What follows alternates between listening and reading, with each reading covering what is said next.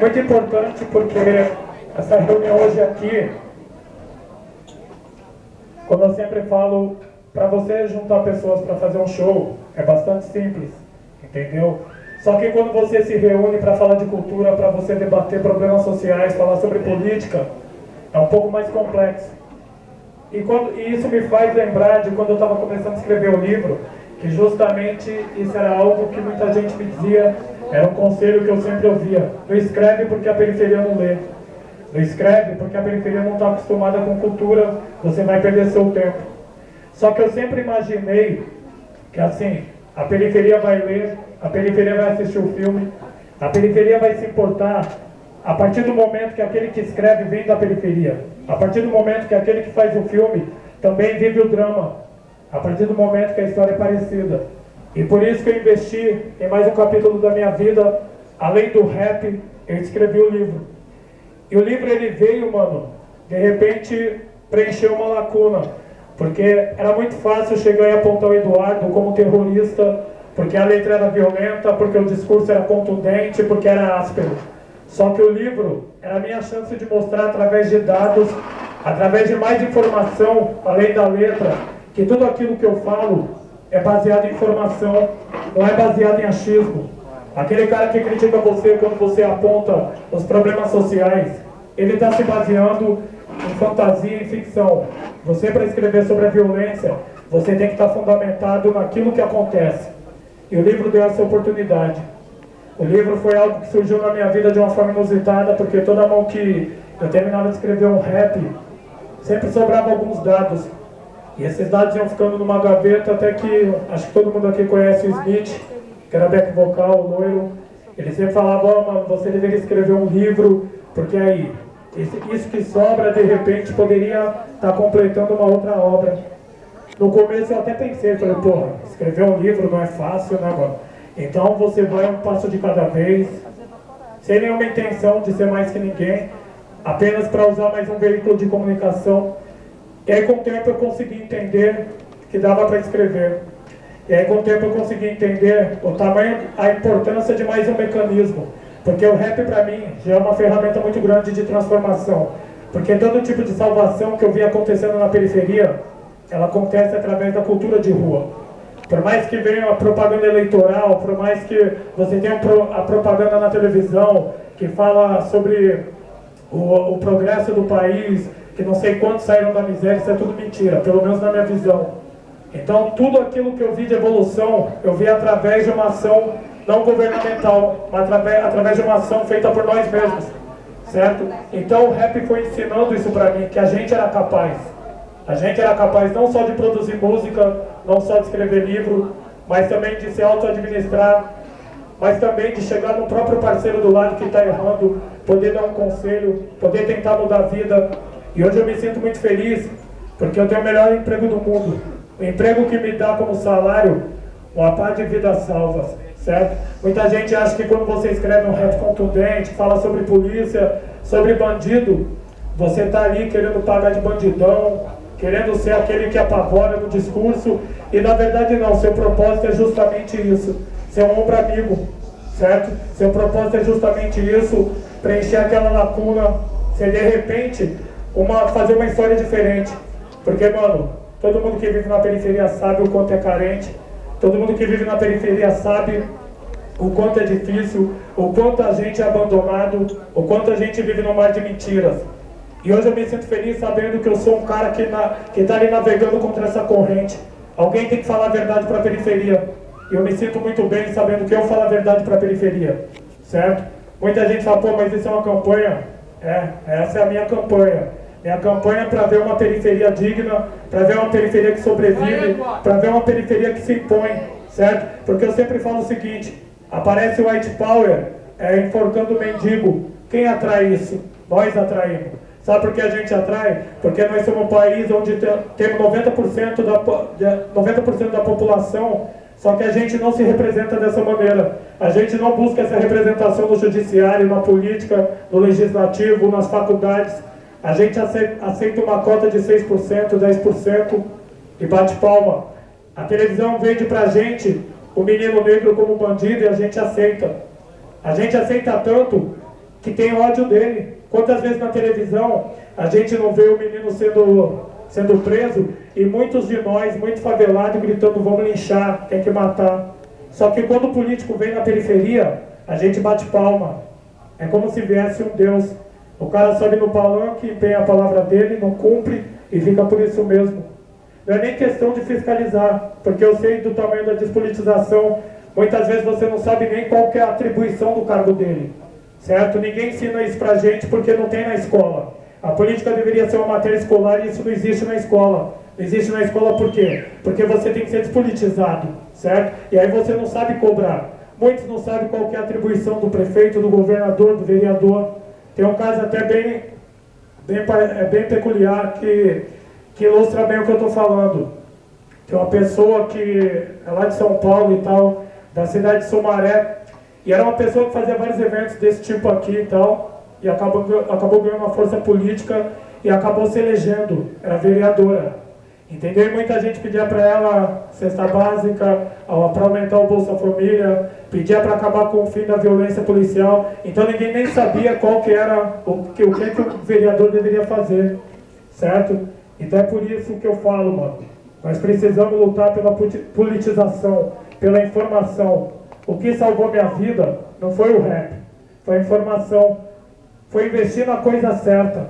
A gente investe o que? O nosso dinheiro em arma, em tênis, a gente vira refém da sociedade de consumo, quer ter um tênis da hora, uma roupa, um carro, e a prioridade mesmo que é a educação, aquilo que vai transformar a nossa vida, aquilo que vai gerar um verdadeiro legado para os nossos filhos, para os netos, isso a gente abre mão.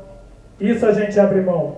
A gente tem internet, a gente usa a internet para quê? Para trocar uma ideia, certo? Rede social, muita comunicação, só que a gente não usa o nosso a favor da gente mesmo. Era pra gente estar fazendo uma paz de primavera árabe, mano. A gente vive uma guerra do caralho. Quando eu falo da guerra não declarada, ela não é declarada aos olhos daquele que não quer ver. Porque 50 mil mortos é mais do que índice de guerra. 15 milhões de armas em circulação. Se você parar e fazer uma análise de várias guerras, você não tem tanta arma em circulação. 25 milhões de pessoas na miséria, passando fome. Isso porque eu estou aqui falando baseado em cima de dados oficiais vendidos pelo governo. Então, se o governo assume 50 milhões de pobres, 55 milhões, então a gente deve imaginar que é muito mais. 17 milhões de analfabetos. O déficit habitacional é monumental. Isso porque a gente coloca que aquele cara que mora num barraco, ele tem uma moradia. Porque se a gente olhar para uma casa de periferia e fizer uma análise, ela não é moradia. Ela não é moradia, certo? E essa é a violência do Eduardo, é buscar a justiça social. E por que o opressor não quer a justiça social? Porque justiça social significa um carro a menos na garagem dele, significa uma mansão a menos, significa você mais do que uma bobina, mais do que um item de linha de produção, significa você humanizado, significa não abraçar a ideia que o menino é criminoso. O menino não é criminoso. O nosso problema não está de uso no morro, não. O nosso problema está de terno e gravata no Congresso. Esse é o nosso problema. Quando fala de pena de morte, de baixar a maioridade penal, a gente devia estar discutindo pena de morte para político. Pena de morte para aqueles que dominam os canais de comunicação. Pena de morte para aqueles que têm o poder em cima da indústria, da economia. Porque realmente, na minha visão, esses são os verdadeiros criminosos. Muita gente chega e fala pra mim, porra, Eduardo, você fala de criminoso, mas você nunca dá nome. Maluf, Eike Batista, família Marinho. E por aí vai.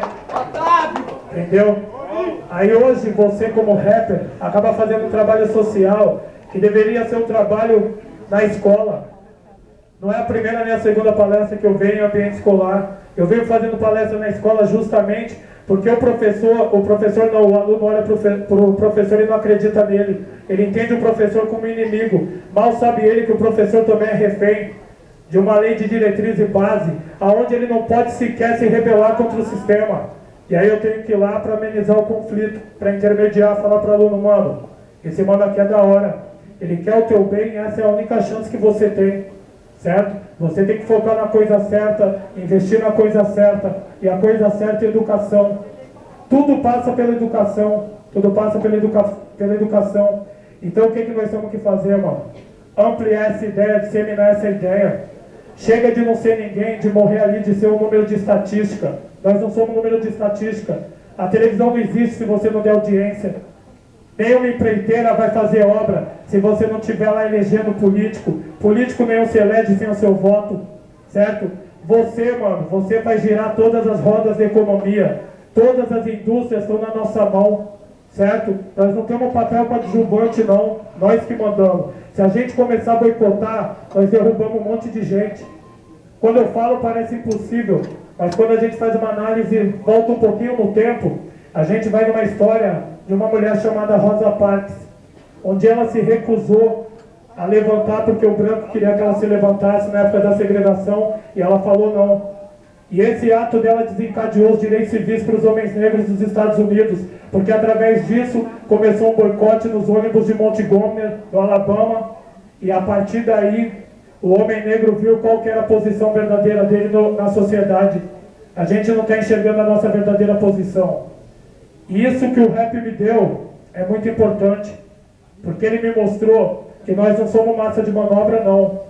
Nós estamos ali silenciados porque existe uma política de isolamento, certo? A polícia trabalha para quê? Para te ver no morro passando fome, para te ver no gueto passando fome e quieto, silenciado, certo? Se você descer, eles vão te matar. E quando te matar, o próprio favelado vai achar essa ação legítima, porque foi vendido na televisão que você é o inimigo. E aí nós continuamos sem unidade nenhuma, sem união nenhuma, cometendo o erro mais grave de qualquer guerra. Santizo, mano, quer dominar o inimigo, a arte da guerra. É só você desunir o inimigo, certo? Você divide o exército, você domina, entendeu? E a gente está desunido e não segue o exemplo do playboy. Eu não vejo troca de tiro em condomínio fechado. Eu não vejo o opressor se matando e a gente se mata o tempo todo, certo? Eles dão um motivo e a gente está lá se matando. Se matando porque o cara curte outra banda, porque é de outro time. Esses dias mesmo eu ia fazer uma palestra em Juiz de Fora. Errei um caminho e fui parar no Rio de Janeiro. Eu que coloquei no livro, que me auto-assumo favelado, certo? Favelado de condição social, espírito. O primeiro aviso que eu recebi no posto de gasolina é que se eu errasse o caminho e entrasse numa favela, eu ia morrer. Entendeu? Porque eu era um favelado de outro lugar. A gente se divide em desempregado, em prostituído, menor abandonado, certo? A gente se divide em detento, se divide em menos favorecido, certo? Tem um monte de nomenclatura para pobre. E rico é só rico, entendeu? Rico é unido. Você mata um rico, ele solta balão, ele protesta, ele faz passeata, ele faz protesto o tempo todo, ele faz piquete, ele pressiona o jornal, certo? Para usar o pobre como bode expiatório, ele pressiona o jornal para fazer uma campanha de uma maneira ali, ó, silenciosa, certo? E a gente não. Morre um cara na favela, fica por isso mesmo. Se tiver um protesto, é capaz de você até se incomodar. É capaz até de você se incomodar, falar, porra, trânsito do caralho por causa dos caras protestando por mais um que morreu. Mano, falar pra vocês, eu vi vários velórios ainda mais nessa temporada de caça em São Paulo, onde os motoqueiros matavam o tempo todo, que era a polícia, certo? Disfarçada para quem quiser achar que era um disfarce. E por mais que você fale sobre violência, por mais que você escreva sobre violência, assistir um velório coletivo, certo? Um velório coletivo sem motivação nenhuma, tendo motivação apenas o racismo, o ódio de classes, certo? O extermínio, a lavagem social mesmo. É um bagulho tão foda, mano, que não dá nem pra você se recuperar, certo? Teve um barraco que nós chegamos na porta, assim, e na porta tinha a mão do cara, certo? Que ele tentou correr para dentro, a polícia puxou ele para fora, aí tinha a mão dele na porta, entendeu? Então é foda e você aceita isso. Por que eu falo que a gente aceita? Porque a gente não se manifesta. A gente não se manifesta. Hoje mesmo o próprio rap nacional prefere seguir um caminho mais feliz do que bater de frente. Eu escuto de vários manos que tudo mudou, que tudo tá da hora, que 90 milhões saíram da miséria. Aí eu passo no bairro que eu moro, os barracos estão lá, a fome está lá. Aí você vai do outro lado é a mesma miséria. Nada mudou, mano. Tudo é falácia, é conversa fiada de programa eleitoral, certo? O programa eleitoral é tão foda na nossa mente que muitos ficam felizes sendo fidelizados pelo Bolsa Família, mano. A gente recebe R$100, 120 e fica feliz. Sendo que o presidente deveria dar para nós R$3.000, um salário digno.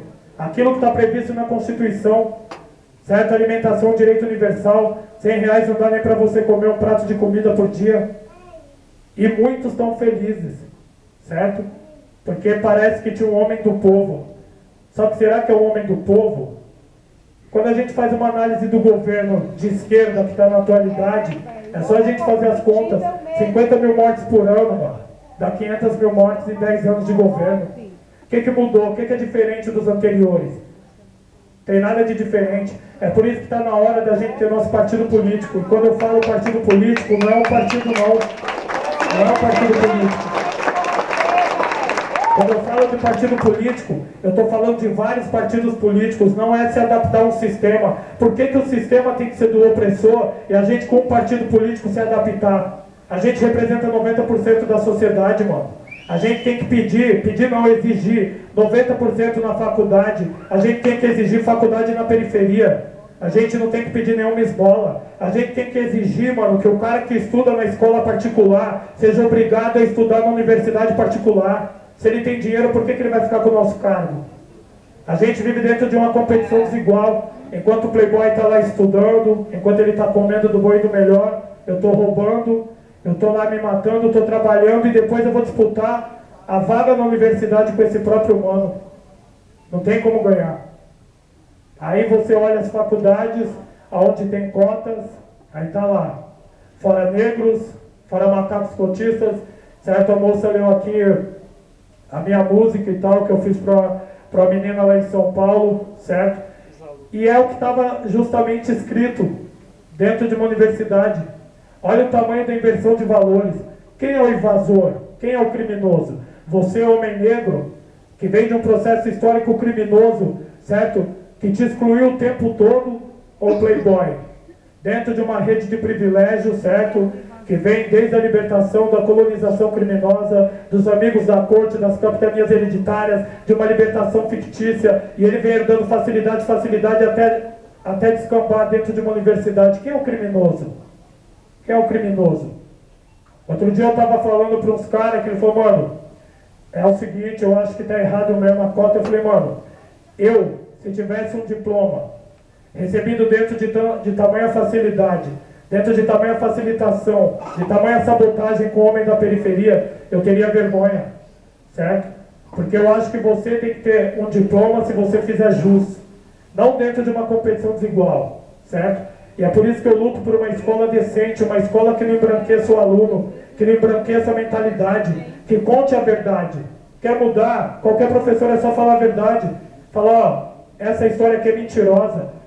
O homem negro está reduzido na história como escravo, só isso. Não, ele fez o país, certo? Nossa mão de obra construiu o país. É igual a mão de obra do homem nordestino que construiu São Paulo e hoje sofre discriminação, certo? Hoje é o subalterno. Mano, tem que mudar tudo, só que começa tudo com nós. Começa tudo com a gente. A gente pode tudo se quiser, mano. Eu sempre me uso como exemplo, porque eu me considero um cara comum com a quinta série que um dia falou, mano, eu vou escrever rap, escreveu. Um dia ele falou, vou escrever um livro, seguindo o conselho, escreveu. Você não tem limite, mano. Você não tem limite. Tudo que você quiser, você consegue, certo? É uma questão de foco. É uma questão de não investir nas coisas erradas. A gente abraça o sistema o tempo todo. Bebemos, cheiramos, usamos droga, certo? E vamos se autodestruindo, achando que, mano, estamos apavorando, que tá da hora. Só que não tem nada da hora. Não tem nada da hora. Você está ficando na mão do sistema, você está sendo um refém. Qual que é o seu final? Você vai acabar numa detenção. E quando você estiver na detenção, quando você estiver preso, você vai chegar e vai falar, porra, se eu pudesse voltar no tempo, eu jamais teria seguido esse caminho. Eu jamais teria seguido o caminho da criminalidade. Dá tempo, mano. Dá tempo, dá pra mudar. Dá pra mudar, dá pra ser diferente. Dá pra ser mais politizado. Troca a obsessão, mano, pelo tênis, pela droga, pelo rolê, pelo estudo, pelo livro, porque a transformação tá aí. Não adianta você imaginar que não existe a guerra. Você não precisa aceitar a guerra, você nem precisa enxergar, mas você foi alistado, você está dentro dela, não tem fuga, você está em guerra. Então, mano, se você está em guerra, você tem que fazer o quê? se defender, se proteger. Se meu inimigo estuda para me matar, eu tenho que estudar para me defender. Se o meu inimigo estuda para me julgar, para me condenar, eu tenho que fazer o mesmo, certo? Não é brincadeira. Enquanto a gente vai achando que só acontece com os outros, morre 50 mil pessoas. Enquanto a gente vai achando que só acontece com os outros, a gente vai ficando feliz recebendo Bolsa Família, a gente vai ficando feliz preso, certo? Dentro dos piores empregos, vendo racismo na televisão. Porra, é incrível. A favela dá audiência para televisão, para novela que é racista, que não tem um semelhante nosso lá num papel digno. Sempre discriminado, sempre tratado como animal, como coadjuvante, como um cidadão de segunda classe. E a audiência está lá. Você vai falar que o playboy dá audiência? Não, é a favela. É a favela que dá audiência. Entendeu? Tem que ter uma mudança comportamental. Entendeu? Temos que enxergar o nosso valor. Porque, mano, é hora de mudança. É hora de mudança, certo? Se a gente não bater de frente, eu vou ser outro cara que vai estar em cima de um palco falando, amanhã vai ter outro, e nós não vamos sair disso. Nós não vamos sair disso. E quando eu falo protesto, é protesto de verdade. É protesto de verdade. Ah, mas não consegue. Como não consegue? Favela quando quis parar o São Paulo, foi facinho. A favela quando quer domina tudo, mano. Domina tudo.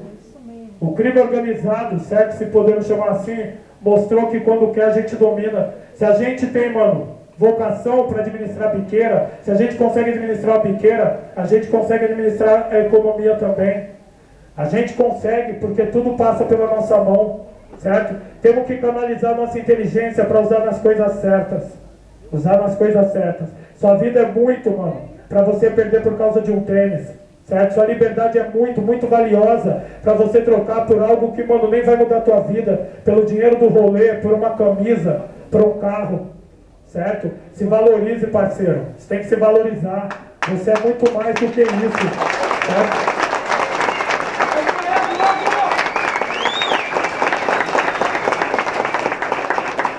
É muito importante que a gente compreenda isso, porque, mano, durante todos esses anos de rap, o que eu mais vejo são pessoas se matando por nada, certo? O tempo todo a gente desperdiça a nossa vida por algo fútil, algo supérfluo, certo? Que não ia nem mudar a nossa vida. Eu tenho um parceiro meu que é advogado, direto eu levo ele para trocar ideia com alguns manos que estão tentando ingressar no crime. Eu falo, mano, explica para ele aonde você comprou esse terno, com dinheiro de quem? Ele fala do mano que foi roubado R$200, foi preso e paga 10 mil para eu tirar ele da cadeia. É isso. A gente vive fazendo advogado feliz, promotor feliz. Porque, mano, quando a gente pega numa arma, a última pessoa que vai se beneficiar é você mesmo. Você vai pagar o salário do PM, você vai pagar o salário do juiz, você vai gerar a indústria do medo, aonde vão vender seguro de vida, seguro de carro, certo? Aonde o programa de televisão vai ter audiência, aonde vão vender sangue pra caramba e tudo por quê? Porque você é o bode expiatório. Eles precisam de você com uma PT na mão. Imagina se não tivesse a nossa violência gratuita, idiota.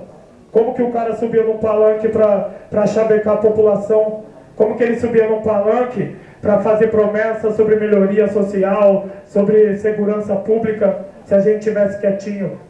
Mano, tá na hora da gente se entender como gente, para de ser marionete. Não é possível. A gente tem que se vingar do sistema. E se vingar do sistema, quando eu falo, não é pegar a metralhadora. Se fosse o caminho, eu era o primeiro a estar falando para vocês, vão pegar a metralhadora. Não, se vingar do sistema é roubar cargo deles, é roubar diploma deles. Essa é uma verdade absoluta. O opressor não teme você com uma PT na mão. Ele não teme você com a PT na mão. Ele teme você ameaçando a situação de conforto dele. Ele teme você politizado. Por isso que tem um monte de cracolândia. Todo mundo fala da epidemia do crack. Não é a epidemia do crack. Aquilo é a epidemia do abandono. Quanto mais você estiver muito louco, quanto mais você estiver bêbado, quanto mais você estiver na detenção, na cadeia, quanto mais você estiver despolitizado, você não faz cobrança. Fica tudo bonito, fica tudo da hora, e a gente vai morrendo, a gente vai inflando as estatísticas. Mano, você não é estatística, mano. Você é uma pessoa muito importante. Você é uma pessoa muito importante, muito capaz, certo? Em cada cadeia que eu fiz palestra, eu vi sempre um mano, na verdade eu vejo uma criança que foi impedida de crescer. É um crime, mano, é um crime hediondo, transformar criança em bandido e criminoso, certo? O playboy, ele é o fabricante do latrocida, do sequestrador, ele que faz você atirar, ele que faz você roubar, certo? Pega as condições sociais que você é inserido, mano, aquele que trabalha, ele é uma exceção, porque, mano, dentro de tudo que eu vejo, a regra seria todo mundo ser criminoso, porque, mano, as condições sociais te empurram para isso. Entendeu? Não tem como maquiar, falar que é bonito, que está evoluindo. Ninguém está evoluindo. Como que você evolui se você tem direito não, se você tem acesso apenas a um celular? Quem que vai mudar de vida com o celular, mano? Quem que vai mudar de vida financiando um carro? Não foi para isso que nós elegemos o homem do povo. Não foi para isso que a gente colocou a esquerda no poder. Certo? Quando a gente fala de poder, poder é transformação de vida. Poder, mano, é conseguir mudar a sua vida, é conseguir fazer você ter futuro, seus filhos, é fazer com que aquela criança que entre no primeiro ano da escola tenha garantido um diploma lá no final, certo? Hoje a gente vive aqui uma situação onde você tem no ensino superior 3, 4 pessoas da periferia, certo? Isso é um absurdo, mano. Isso é um absurdo. Então o futuro, quando você olha para esse quadro, você vê que o futuro continua sendo desenhado da maneira que o opressor adora. A injustiça social ainda vai progredir por vários anos, entendeu? Então está na hora da gente mostrar uma representação de verdade, está na hora da gente se manifestar de verdade. Isso aqui é muito mais que um encontro para trocar ideia, isso aqui é militância, isso aqui é um foco de resistência, e é muito louco porque é feito pela periferia, certo? É a periferia mostrando a que veio. É muito importante que fique claro, mano, que pelo menos o meu rap, pelo menos o meu modo de ver a música já ultrapassou há muito tempo a parte da autógrafo, tirar foto, isso é muito louco, mas agora a gente vai fazer mudança. Agora a gente vai fazer mudança. Quando eu falo que a revolução está apenas começando, porque isso aqui é de verdade, certo? O show é muito louco, cantar é muito louco, mas tudo, se você cantar e fizer show e não fizer isso aqui, certo? A revolução não vai acontecer. E do outro lado do papel, do outro lado da caneta tem vida, certo? Então a responsabilidade é muito grande. Tudo aquilo que você escreve, tudo aquilo que você fala tem um efeito. A gente não pode mais ter palavra vazia.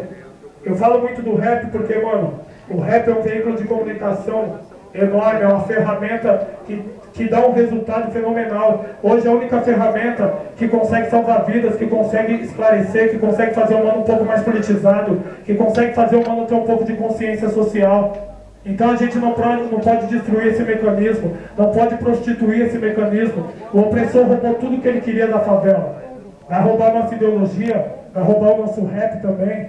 Então a gente tem que resistir, com certeza. E quando que ele não vai roubar? Ele não vai roubar a partir do momento que a gente estiver assim, ó. Que a gente estiver unido, certo? A união, mano, é isso aqui. Isso é união. Hoje nós estamos aqui falando de problema social. Hoje não tem show, certo? E todo mundo está aqui interessado. Um povo que até então é considerado um povo que não lê, um povo que não se preocupa com a própria cultura. E não, isso aqui é uma demonstração que é o inverso de tudo isso. A gente quer politização, sim.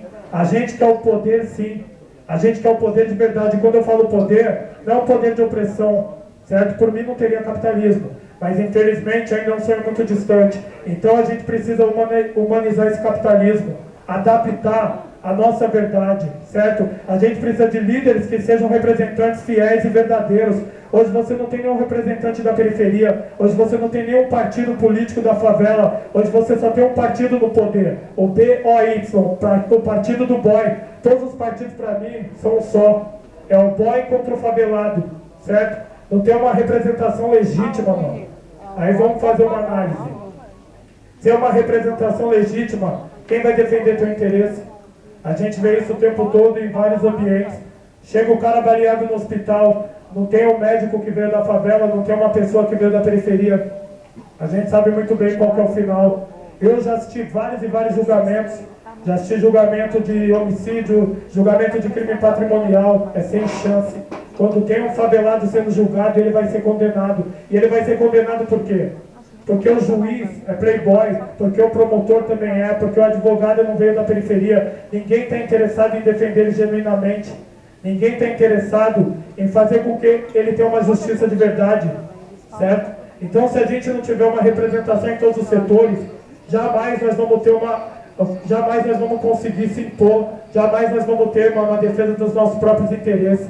A gente tem que se informar, a gente tem que participar da legislação de leis. O Brasil não pode, a engrenagem do Brasil, ela não pode rodar sem a nossa participação. Hoje a gente não opina, a gente não fala a respeito de leis. Hoje a gente não é ouvido em nenhum debate, hoje a gente não bate na porta de nenhum gabinete, entendeu? Então você tem um Brasil, que eu falo sempre que é 10% que comanda, só que esses dias eu fiz uma leitura e é pior do que eu imaginava. No Brasil tem 180 milhões de milionários, então é muito pior. Nós estamos na mão de 180 mil pessoas, 180 mil milionários. 180 mil dominam todo mundo, todas as favelas dominam o Brasil inteiro. E a gente está à mercê, certo? Por que a gente está à mercê? Porque a gente ainda não entendeu que a gente precisa ter essa mentalidade. A mentalidade do cara que exige, não o cara que pede. Na nossa posição, a gente não pode ser pedinte. A gente tem que ser aquele que exige, certo? Se tudo passa pelas nossas mãos, por que a gente vai exigir? Entendeu? A gente não pode exigir, ou a gente não pode pedir. A gente tem que exigir, certo, mano? Agora, só para dar um pouco da ideia da dinâmica da participação do Eduardo, é assim, eu sempre colo para trocar uma ideia com a rapaziada, certo? Justamente, mano, para mostrar que nós estamos atuando, estamos na periferia, porque a periferia é o lugar que é mais carente, mais precisa de uma ideia mesmo, mais precisa de pessoas batendo de frente com o sistema, mostrando a que veio, certo? Então é assim, eu estou aqui falando, mas eu quero que todo mundo participe, eu quero que todo mundo se envolva, que pergunte, certo? Porque o louco é justamente isso, é mostrar que não é o cara que vem de fora, que de repente é o cara que tem informação, que sabe tudo, não. O louco de cada ideia dessa aqui é que muitas vezes o mano acha que o cara que vai vir lá de São Paulo é o mano que vai trazer a revolução, e de repente ele escuta um parceiro do lado dele, certo? Que ele nem conheceu, ou que ele conhecia e nem dava valor, e esse mano coloca na mesa um pensamento muito louco, um pensamento revolucionário. Então eu quero dizer o seguinte, eu quero que todo mundo participe, eu quero que todo mundo fique à vontade para perguntar, que todo mundo fique à vontade para se manifestar, porque o louco é isso. Num país onde a gente não tem democracia, o louco é ver todo mundo participando e se manifestando, firmeza?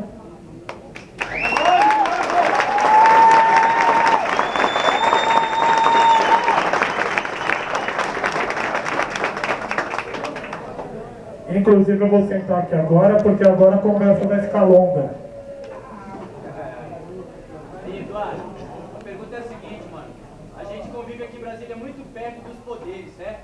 Isso é muito próximo. Você está falando aí, incomoda muito, justamente pela questão de que muita gente aqui tem um parente, né, um familiar, que às vezes não é assessor parlamentar grandão, mas às vezes trabalha na terceirizada e faz a faxina também, sabe? Que às vezes tem inclusive o voto exigido na hora do trabalho, todo mundo conhece criança, a desgraça toda que fazem aqui. E assim, uma parte de deputado empresário, você está entendendo? A favela aqui elege, tem pelo menos uns 6 deles, que tem as empresas de segurança, de vigilantes, de fazem a faxina, aqui em Brasília isso é muito próximo. E os próprios partidos de esquerda também estão muito próximos da periferia, e os da direita, inclusive, tem gente que toma por padrinho mesmo, por santo, não é? Se o Aguilera é uma merda, também o horroriza é um sonho para muita gente ainda, sabe? Tem gente que ainda tem o mesmo sonho de que volte a direita no lugar da esquerda. Sim. É como se fosse uma solução aqui dentro de Brasília, apesar de a gente ver que está tudo muito a mesma merda, as músicas são as mesmas. Como é que você vê a forma que a gente pode atuar na próxima eleição, por exemplo? É só boicotando o voto mesmo, ou é repensando esse voto, ou é lançando candidatos da perifa, favelados, do rap, sabe? E também dos saraus, eu sou do movimento da galera do sarau, do radicalismo da São Sebastião, e queria saber sua opinião aí. Como é que a gente se engaja nessa luta também na hora da eleição? Porque ela vai rolar. A gente pode perder a grande oportunidade que a gente tem também, às vezes, né, de mudar essa parada. Então, justamente aqui,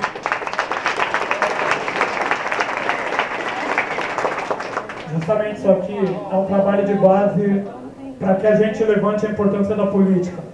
Levantada a importância da política, a pessoa vai sentir a necessidade de se afirmar, certo, dentro desse ramo. E o que você falou é o único caminho. É o cara que sai da periferia, ele ser o político, certo? Ele lançar a candidatura, porque não tem outra alternativa. Senão você vai ter o quê? Você vai ter um monte de representante do opressor, certo? Que você vai ter que, entre eles, de repente fazer uma análise para ver qual seria o menos ruim, certo? Então a única alternativa que eu vejo é justamente isso. Os caras da periferia começaram a entender a importância da política e sentir a necessidade de estar lá presente, de representar o seu povo verdadeiramente, certo? É a única chance que nós temos. E a única maneira de se engajar realmente é tomar de assalto a política. E outra coisa que eu sempre falo, que também é um erro nosso, que o político ele vai na periferia, ele cola o cartaz, ele monta o palanque, ele vai, promete, e quando ele não cumpre, fica por isso mesmo, depois de 4 anos ele volta e a gente aceita. O problema é que a periferia, ela é acostumada a cobrar de uma maneira radical. Todo aquele cara que deve a droga, aquele cara que dá mancada, aquele cara que empenha a palavra e não cumpre. A gente deveria fazer a mesma coisa com o político, certo? A partir do momento que ele entendesse que a gente sabe o que ele fez de errado e que a gente não vai aceitar e vai cobrar de uma maneira até radical e agressiva, muita coisa ia mudar. Outra coisa também que eu penso é que a gente deveria bater bastante na tecla de uma política não remunerada, certo? Uma política não remunerada realmente vai atrair aquele que realmente quer mudar, certo?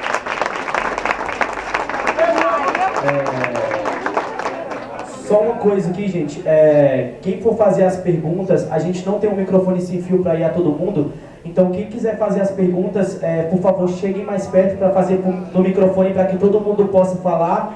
E eu queria pedir para falar o nome e pelo menos de que quebrada é, porque a gente está fazendo a relatoria aqui com a Suelen, então vai ser tudo registrado, tanto as perguntas quanto as respostas do Eduardo. Então se puder falar o nome e a quebrada, para a gente registrar tudo, certo? Obrigado. Cisquinho? Boa noite a todos e a todas. Boa noite, Eduardo. Boa noite. Meu nome é Francisco, mais conhecido como Cisquinho. Sou professor de História, tem até alguns alunos meus aí presentes. E eu vejo assim, falando de revolução, de transformação, de mudança, eu não consigo visualizar isso sem educação. E aí a pergunta vai nesse sentido. Como você enxerga isso, a questão da formação? A gente está falando aqui de ocupar espaço, cadeira vazia qualquer um senta, né? Então a gente precisa, nós da periferia, nós realmente precisamos ocupar esses espaços. Mas não basta só ocupar, não adianta ser um projeto individual de um morador de periferia. Tem que ser uma coisa coletiva. E para a gente fazer um projeto coletivo, a gente precisa de formação. Informação a gente tem demais. Muita informação distorcida, muita informação manipulada, né? A gente precisa de formação. Como você visualiza essa questão da formação para a gente fazer realmente um projeto político da periferia? Então, quando a gente fala de educação, a gente precisa primeiro da rebeldia do professor. Porque eu sempre falo, porque eu encontro bastante professores, o professor militante mesmo, revolucionário, que não se conforma, aquele cara que olha para o aluno e fala, pô, esse mano aqui é realmente o futuro da nação. Porque a frase é bonita, só que muitos não levam o pé da letra, certo? Eu conheço o lado do professor que quer mudança e também conheço que põe o dinheiro no bolso quando eu não posso fazer nada, o sistema é assim. Então começa pela verdade. A politização começa onde? Quem que é o que tem que instruir naquele momento mais grave da nossa vida, aquele momento que nós estamos em formação, que os hormônios estão em ebulição, que a gente está aí sem saber muito bem o que é certo e errado. É a mão do professor, justamente porque todas as famílias na periferia são desestruturadas, certo? Então eu acho que a gente precisa, no início dessa rebeldia do professor, e também, quando a gente fala de coletividade, a gente precisa da participação de todo mundo, certo? Não cabe só ao professor, não cabe só ao rapper, não cabe só ao ativista, cabe a todo mundo fazer um pouco, certo? Quando eu falo fazer um pouco, é falar a respeito do assunto, é bater de frente com o sistema, é mostrar o verdadeiro país, é mostrar a guerra, é mostrar qual que é o verdadeiro papel da criança, mostrar o quanto ele está errando quando ele vai para o crime, quando ele se droga, mostrar o que a mãe sofreu, o pai sofreu, certo? É inserir nele, mano, nem que seja de uma forma drástica, nem que seja através de um tratamento de choque com a verdade, mostrar para ele que o único caminho é a cultura, o único caminho é a informação. Sempre que eu vou em escola, eu sempre procuro deixar claro, porque você, quando canta rap, muitas pessoas se esperam em você, certo? E normalmente muitas pessoas de fora acabam rotulando aquilo que você canta. Então aquilo que eu canto é chamado de gangsta, de violento. Então eu sempre procuro deixar claro que por mais que eu sou taxado como um cara violento, agressivo, o que mudou minha vida foi a informação, certo? Que por mais que o moleque acha que eu vou chegar na escola com uma metralhadora, eu vou chegar segurando um livro. Ele não vai me ver numa favela comprando droga, ele não vai me ver num bar bebendo. O único exemplo que ele vai ver do Eduardo é o Eduardo escrevendo, Eduardo cantando, Eduardo mudar de alguma forma. E é isso. É o nosso exemplo e a nossa força de vontade. Material, acho que é verdade, obrigado.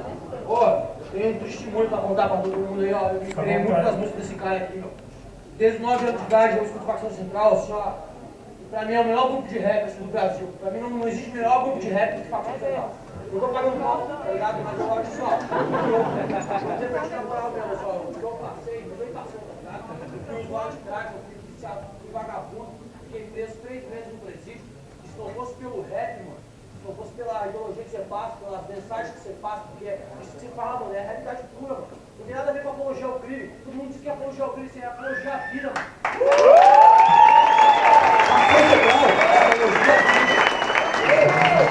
Você todas as músicas, me canto junto contigo, assim, ó, quando eu escuto, mano, junto contigo, ó, eu tô arrepiado, tá? Então eu só queria dizer que eu gosto de conhecer mesmo e paz de liberdade.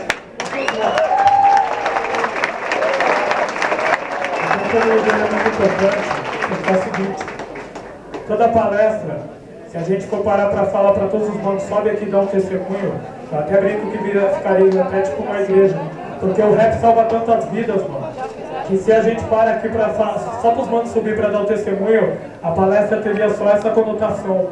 E quando ele fala de apologia ao crime, isso é muito importante, porque quando você é acusado de fazer apologia ao crime, isso é um absurdo tão grande, porque eu jamais arrastaria meu povo, certo? Eu jamais empurraria meu povo para o crime, para as drogas, jamais faria o inimigo feliz, porque se eu fizesse apologia ao crime, eu estaria fazendo o inimigo feliz. E se eu fosse fazer apologia ao crime, seria um tipo de apologia ao crime que o inimigo não gostaria nem um pouco. Aproveitaria a Copa do Mundo, aproveitaria Olimpíadas para chamar a atenção do mundo de uma maneira bem particular. Só que assim, foi o que eu falei antes, eu acredito na educação, eu acredito na informação, porque toda revolução começada com arma terminou com arma. Então acho que está na hora da gente começar uma revolução através da informação, uma revolução através da cultura, para que ela divulgue a cultura também. Certo? Justamente para que a gente não caia naquele erro dos revolucionários que chegam no poder e quando chegam no poder ficam pior que os ditadores. A gente já viu esse filme e não precisa de mais disso.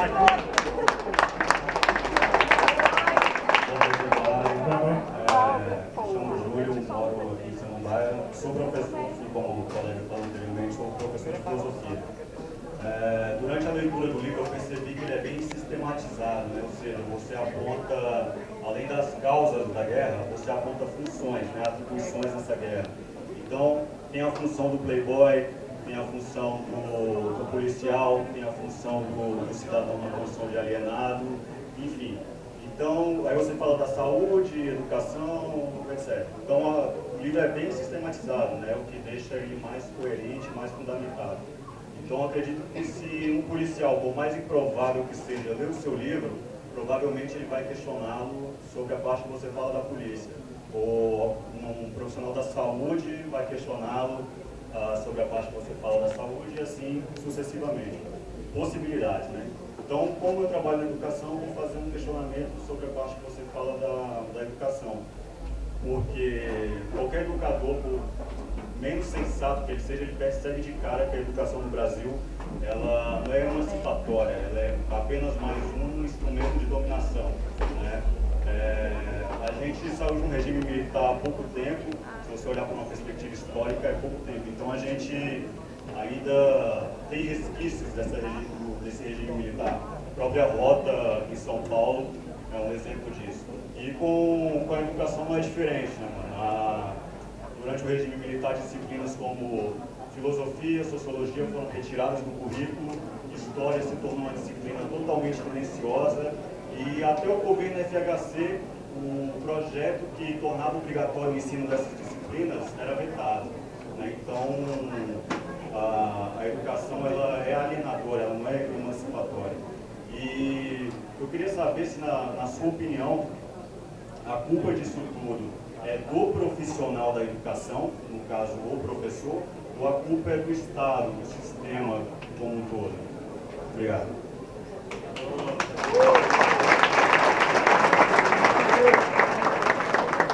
Então, desde o início, quando eu falei sobre educação, eu sempre enxerguei justamente essa alienação e sempre falo que o papel da escola é transformar o aluno, o papel da escola desenvolvida por um Estado tirânico. É transformar o aluno da favela em empregado e o aluno da escola particular em patrão, certo? Por isso que eu sempre falo que o professor é a nossa única chance, porque ele está dentro de uma engrenagem corrompida e para que ele possa ter algum tipo de mudança, ele tem que se rebelar. É a mesma coisa. A música em si, ela é feita para divertir, entendeu? O papel da música seria divertir. O que eu estou fazendo aqui é uma rebelião, uma rebeldia. Eu, por vontade própria, certo? Por livre e espontânea vontade, resolvi transformar algo que era para divertir, para revolucionar, certo? Porque assim, eu via o poder de transformação que estava na minha mão. Da mesma maneira, eu sei que o professor, certo? Ele tem várias amarras, mas o que eu peço eu nem cobro porque eu sei o que é viver dentro da função, porque eu conheço vários. O que eu peço é justamente isso. Um pouco de rebeldia, mostrar o que é o sistema, certo? Mostrar para o aluno a verdade, mostrar o quanto o professor está algemado dentro de uma educação que quer justamente alienar, transformar ele no empregado, continuar fazendo dele um escravo, certo? E em nenhum momento eu coloco que a culpa é do opressor, ou que a culpa é do professor. A culpa é totalmente do Estado, mas cabe ao professor se manifestar assim, se rebelar, porque também, se o professor aceitar, a única chance na idade escolar, a idade mais importante da criança, foi perdida. Boa noite, pessoal de Brasília. Boa noite, Eduardo. Meu nome é Igor, tenho 19 anos, sou da Ceilândia. E eu queria... E enfim, o que eu queria falar é o seguinte. Na minha infância, não sei se já foi igual de algumas pessoas aqui, provavelmente a maioria, eu cresci vendo um pai que construía casas que ele não poderia morar. Vi uma mãe fazendo comida que não poderia comer, isso a vida inteira. Vi o sistema ser tão filho da puta que conseguiu fazer minha mãe, que me ensinou a ouvir rap, do nada falar pra mim que isso era coisa de bandido, coisa de gente que não presta. E recentemente eu estou percebendo aquela mesma coisa que você falou, que muitos grupos de rap estão deixando de tentar fazer a revolução, tentando fazer com que o governo pare de explorar tanto a nossa população, ele tenta transformar em modinha. E tipo, você considera que isso tenha realmente culpa nisso? Que isso seja alguma manipulação do governo para tentar piorar ainda mais a nossa situação? O mais triste é saber que eu acho que nem é uma manipulação do governo. É assim, o rap de verdade, o rap de atitude, aquele que bate de frente com o sistema, aquele que defende uma causa, ele não é lucrativo. Ele não é lucrativo, você não fica rico, você não vai no programa de televisão, você não vai ter melhores carros, melhores roupas, então ele acaba não sendo atraente.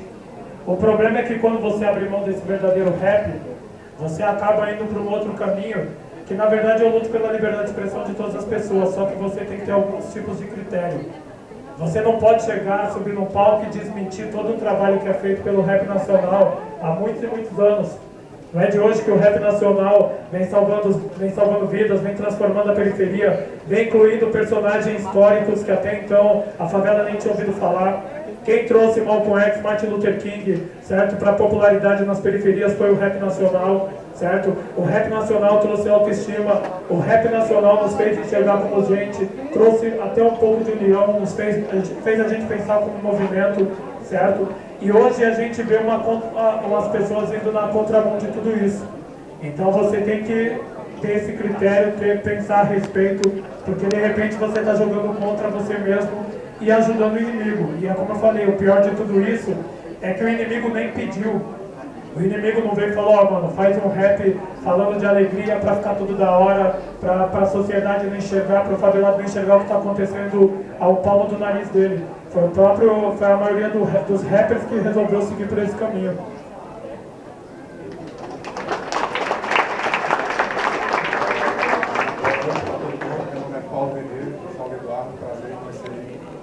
Sou da Ceilândia também.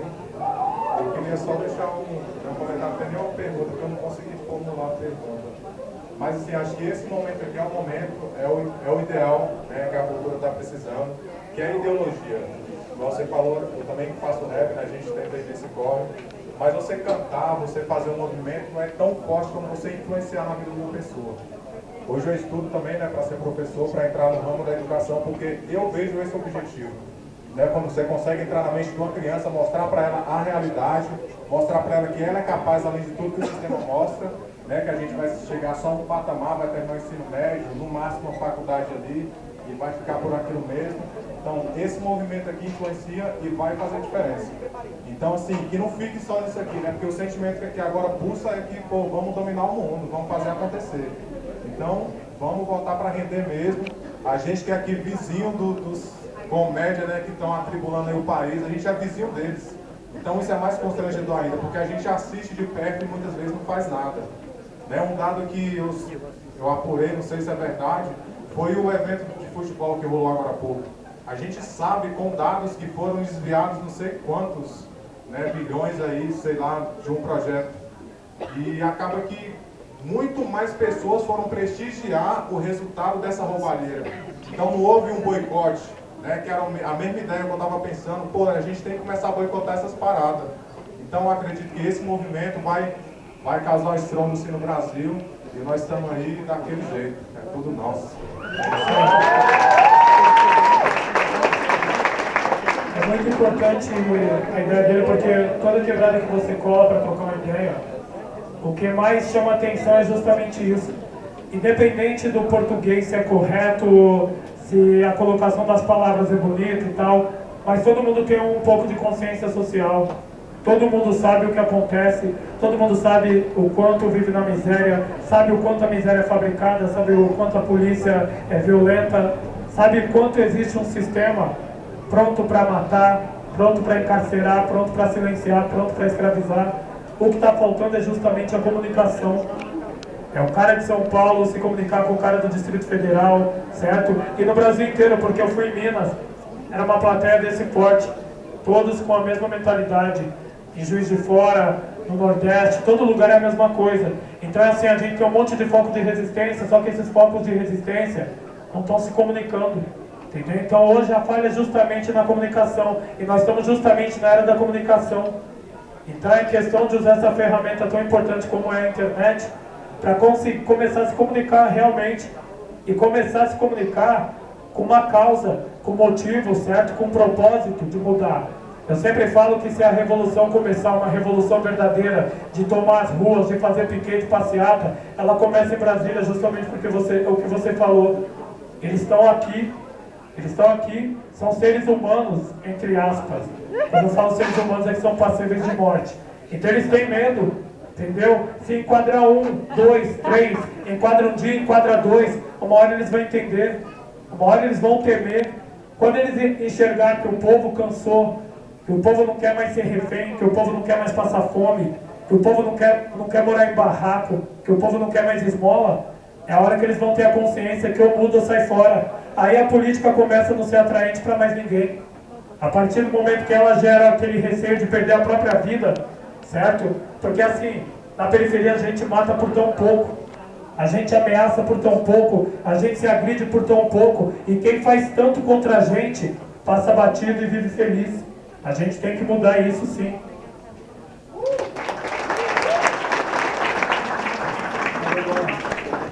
LF, Santa Maria. Na Guerra Declarada, você dedicou alguns capítulos para falar de um tema no final, que é a legalização. É um tema que às vezes a própria periferia trata com desdém, os que defendem é com interesses distorcidos também. E não deixando claro que não é apologia ao uso, mas a legalização que acaba, o tráfico acaba enclausurando vários irmãos nossos, matando. Gostaria que você falasse um pouco disso, porque realmente é um tema difícil de absorver, com as suas palavras poder ter uma interpretação melhor. Então, a proibição das drogas no Brasil não segue critério nenhum. Ela apenas segue um dogma que é dos Estados Unidos do início do século passado, onde os protestantes, os puritanos resolveram criminalizar determinados povos. Então, para eles, naquela época, para impedir a imigração, eles precisavam de um motivo. e o motivo era justamente criminalizar a conduta de alguns deles e inventar que a conduta seria essa. Então o mexicano usava maconha, o chinês usava ópio, o negro quando cheirava cocaína, na visão deles, se transformava em estuprador. Então com isso eles impediam a imigração e de outra forma também eles faziam com que as pessoas na linha de produção continuassem tendo rendimento, porque até então na mentalidade deles a pessoa que se drogava diminuía o rendimento e consequentemente o retorno monetário.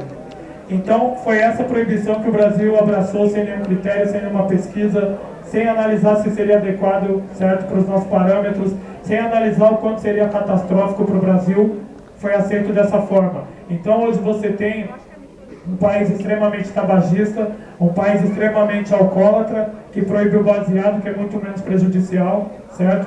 Então assim, eu sou da seguinte opinião para resumir. Se você quer evitar um problema de saúde, se a questão é saúde, a gente tem que proibir tudo que é maléfico à saúde. Ou você proíbe tudo ou você não proíbe nada. Hoje nós vivemos dentro de uma situação hipócrita que gera um monte de gente presa, certo? Porque a maioria das pessoas que estão no sistema carcerário é envolvimento com droga. O montante de sangue que é derramado nas periferias, nas favelas, são relacionados com drogas e tudo isso para quê? Para que aquela pessoa que queira se drogar, igual eu estou me drogando agora porque eu estou bebendo café, certo? Para que o cara que queira se drogar, para que o cara que tenha o direito de se drogar, para que ele se drogue, tudo isso você se mata justamente para que ele possa usar uma droga. Então eu não vejo inteligência, certo? O Brasil lucraria muito mais, certo, descriminalizando, mas quando eu falo de liberação das drogas, eu falo reconhecer uma situação que de fato já existe.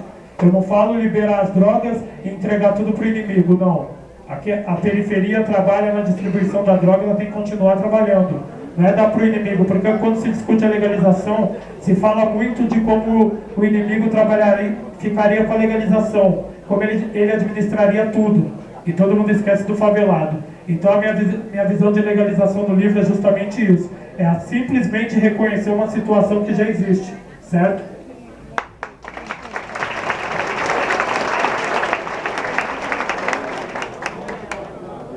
Boa noite, Jean, Ceilândia.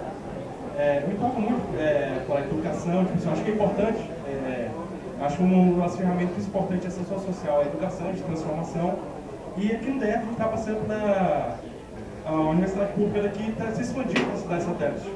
Mas quando vem para a periferia, sempre vem deturpado. Aqui temos em Ceilândia tem um campus da universidade pública daqui, mas não tem ninguém de Ceilândia, não tem ninguém do Recanto, não tem ninguém de Samambaia, porque coloca lá, ali tem a universidade para vocês.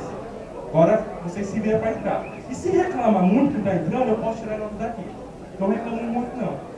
E fecha a universidade, coloca um guarda lá para não deixar ninguém entrar, os perigosos, né? Todo mundo sabe quem é perigoso. Então, toda vez que vem, você tem uma demanda da periferia, que é educação, vai chegar a educação, mas chega deturpada. Você nunca tem uma política real de transformação para a periferia. E a periferia, quando ganha uma coisa dessa, tem que ficar calada, se falar muito, eles podem tirar isso de vocês. Então, eu acho que a educação é importante. Mas sempre quando o Estado vai um passo à frente para nós, ele retrocede para o outro. E outro ponto também, que é tratar sobre as cotas sociais que está aqui. Hoje temos cotas sociais, 5% para a educação, quem estuda escola pública.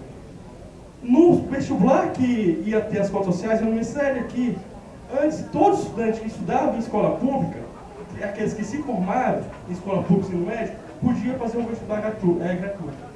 Quando teve a implementação da política, acabou com essa política.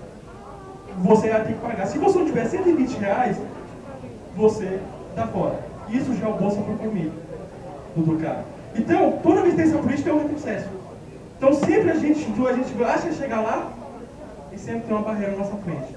Quando a universidade vai para a periferia, a universidade fechada, só tem branco, só precisa pessoas do plano, de Brasília. Se você falar, acha ruim, fala que você vai roubar o carro deles. Está roubando minha roda, está roubando minha bolsa, meu dinheiro.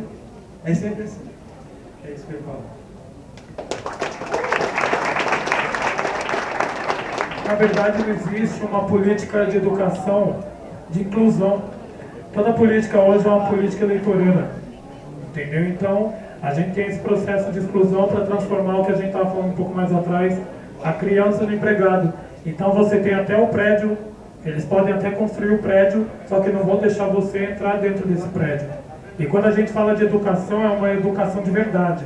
Uma educação onde você tem a universidade na periferia, onde você faz uso dessa universidade, você sai diplomado e preparado para o futuro. Não com diploma que vai ser discriminado. É esse tipo de educação que nós estamos citando aqui. Processo educatório fajuto é o que mais tem no Brasil todo, certo? Cada lugar tem sua situação específica. São Paulo também tem várias situações dessa, mas justamente isso. Hoje você não tem um representante autêntico, então você não tem uma política de inclusão autêntica. Você tem isso, política para inglês ver. Você tem isso aí. Aquilo que fica bonito no programa eleitoral, aquilo que fica bonito para você eleger o próximo candidato, o próximo presidente.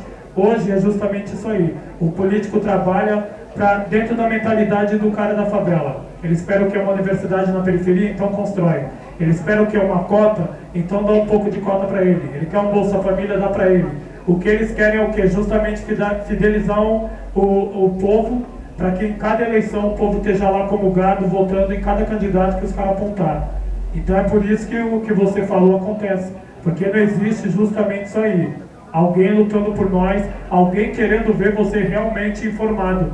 Mano, a informação é muito perigosa.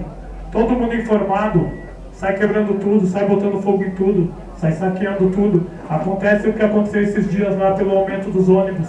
Entendeu? Esse é o poder da informação. Então, para quem interessa uma universidade que transforma? Para o opressor, não. Quanto mais a engrenagem for dessa maneira, quanto mais você tiver exclusão social, mais riqueza ele tem, mais desigualdade social ele tem. Porque a desigualdade social dá riqueza para ele, a miséria para nós.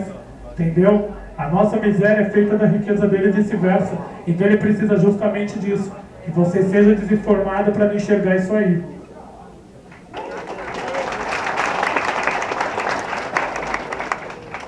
Boa noite para geral aí, eu me chamo Rafael Félix, sou MC Singelo, boa noite do lado, o pessoal aí do Artes tá forte, massa, bem marcando, falando geral aí. E assim, eu queria pontuar aqui que é importante a gente fazer essa relatoria porque mostra que isso aqui não é só mais um encontro de um monte de indignado. Mostra que a gente está a fim de uma intenção política e de uma ação, então é muito importante. E parabéns aí pelo corte de vocês. Queria te perguntar o seguinte, Eduardo. Na humilde mesmo, todo mundo aqui entende mais ou menos as ideias do marxismo? Na humilde? Entende? Assim, eu vou explicar só a parte que eu quero que vocês entendam para mim fundamentar a pergunta. Tipo assim, o Marx foi economista político, né, que analisou as contradições da economia e ele falou que o capitalismo é um sistema que é contraditório por si mesmo. E tipo assim, pra gente lutar contra esse sistema, a gente também tem que cair em contradição. Só que a gente tem duas maneiras de lidar com esse sistema. Ou a gente vai pela maneira que parece que você postula, que é pela informação, pá, ou então a gente vai pro conflito armado mesmo, que é mais ou menos o que eu entendo que Marx defende. Só que tipo assim, quando, por exemplo, chega o policial para abordar o moleque da favela, aí ele age com violência, aí o moleque devolve com violência. Tipo assim, eu não acho que a gente tem que ficar tomando porrada quieto, mas eu acho que às vezes quando você devolve com violência, você legitima o ciclo da violência, e a violência responde com violência, e você vai eternizando esse ciclo que morre gente dos dois lados. Então eu queria que você dissesse assim, como é que você faz uma análise disso? Você acha que muitas vezes, eu concordo que às vezes a gente tem que partir para o conflito mesmo, a gente não pode ficar tomando pancada e quieto, mas você acha que essa batalha mesmo, você acha que se dá mais pela informação, pelas beiradas, ou você acha que às vezes tem que ir para o conflito armado mesmo, com pau, com pedra, com bagulho louco mesmo?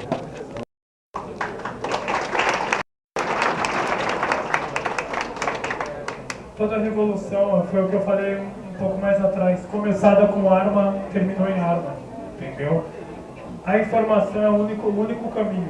É o único caminho porque assim, a informação te faz ter uma revolução comportamental. Você começa mudando a sua vida. Com a informação você não fuma, você não bebe, você tenta seguir o caminho correto, certo? Você não deixa ser atraído pelo crime, você não deixa ser atraído pela sociedade de consumo. Então a informação ela já faz uma transformação social já em você, no seu comportamento. e depois você expande essa transformação. Agora, quando a gente fala sobre a violência que gera violência, dentro do Brasil essa tese cai por terra porque a gente sofre violência todo dia e a gente não reage. O tempo todo a gente está morrendo, o tempo todo a gente está perdendo nossos direitos, está tendo nossos direitos violentados e mesmo assim a gente não reage. A gente está muito acostumado a falar sobre violência, aquela violência que sangra. Morar na periferia é violento, não ter hospital é violento, ser transportado como gado é violento, passar fome é violento e nem por isso 90% da população sai nas ruas quebrando tudo. Então a gente nem reage à violência. Agora, se defender é legítimo. Se uma pessoa me agride, eu vou agredir também, certo? Isso não é retribuir a violência, é legítima defesa. Então eu não posso sentar aqui e falar para vocês, ó, eu estou pregando a paz, no final é o que eu quero, a paz, lógico, eu quero todo mundo vivendo bem, quero todo mundo feliz, dentro de uma pacificação verdadeira, não uma pacificação do tanque de guerra.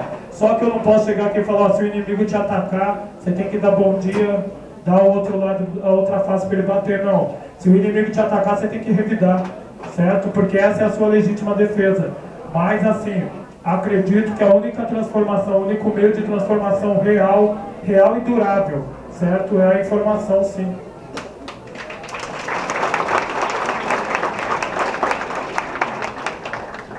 Boa noite para vocês, tá?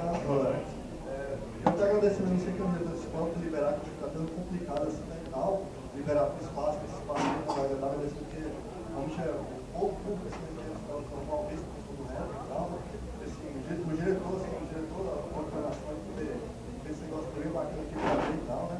Até mesmo a admiração que eu estou assim, que, assim, fruto de várias depressões e tal, essa discussão, aquela saída da depressão e tal, a gente curte muito som, né? Eu queria falar com você sobre a relação assim, do funk, né? O funk está muito presente na nossa sociedade. Então, assim, ele também tem, até antes do suíço, por exemplo, estava nas novelas, né? Tipo, por exemplo, você viu o funk quando contava sua sexualidade, né? Contava sua sexualidade porque estava lá mais na novela da periferia, estava no grande público das novelas, né? E tal, né? O pessoal botar os novos tipos de funk, né? Tipo, funk mais português, né? Cantando, né? Botar aí, pouco chique, né? Bolsa de luxo, né? Botando mais, né? Carros, né? E tal. Começou a ser colado nas novelas também, né? Aí você vê que a Globo, parece a Globo, a grande mídia, começou a colar com o funk agora, né? Mas quando você estava com a música, você não quer ser compartilhado, né? Aí esse funk não interessa, né? Aí eu queria saber se de qualquer forma, conteúdo da forma pode fazer de outra forma, né? O que você acha desse processo aí desse avanço do funk, das nossas cabeças do funk está fazendo agora aqui? Está no caso aí, né? A gente puxando tudo, acaba aí. O que você acha desse O que é importante é dizer, mano, que eu não tenho nada contra nenhum estilo musical, mas tenho tudo contra qualquer estilo musical que arraste o povo. A partir do momento que você tem uma letra pornográfica, a partir do momento que você ostenta algo que não existe na periferia, que você impõe para o moleque que ele tem que ter um carro importado, que ele tem que ter um relógio, um óculos de R$1.000, você está arrastando o teu povo, certo? Independente de ser no funk, no rap, no pagode, qualquer estilo, qualquer música que faça isso, eu separo muito bem, eu individualizo, porque o funk também é um movimento, tem os méritos dele, só que assim, quando você é pornográfico, você não está sendo benéfico para sua gente. Quando você está ostentando, também você não está sendo benéfico. Então a gente precisa hoje, ainda mais numa situação de guerra como a gente vive, de músicas positivas. Quando eu falo positivo, você pode até falar sobre alegria. Só que você tem que ter, mano, aquela responsabilidade para saber o que você está causando para aquela pessoa que está ouvindo. Do outro lado tem um ouvinte e uma pessoa que de repente pode ser influenciada pelo aquilo que você escreveu. Então eu vejo muito em São Paulo, moleque se matando para ter um tênis de R$1.000, moleque sendo preso por causa de óculos, por causa de relógio, e justamente porque ele viu um clipe de funk. Entendeu? Isso não é benéfico pra gente, a gente não precisa desse tipo de coisa. E em relação à TV, independente do estilo musical, ela vai sempre colocar aquilo que aliena o povo. Aquilo que faz o povo pensar que vive no mar de rosas, no paraíso, entendeu? Justamente por quê? Porque a televisão ela tem que viver da sua ilusão, da sua alienação. A televisão ela tem que colocar até pra você o personagem extremamente racista e fazer você dar risada, certo? A TV ela vai contar para você uma piada onde tem um monte de preconceito social, preconceito racial, e ela vai fazer você rir, porque ela vive justamente disso, da sua alienação. Então o que vem da TV, a gente sempre tem que ver com maus olhos, porque sempre tem um propósito de que é a nossa destruição.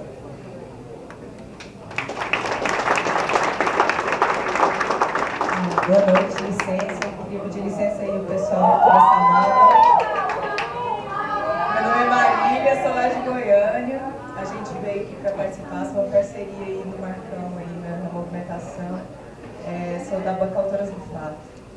E aí, bom, é difícil escolher assim, exatamente uma coisa para perguntar, porque a gente lê o livro assim, com vontade de conversar, né? Não, mas que massa, né? Concordando, e querendo trocar mais ideia ainda, né?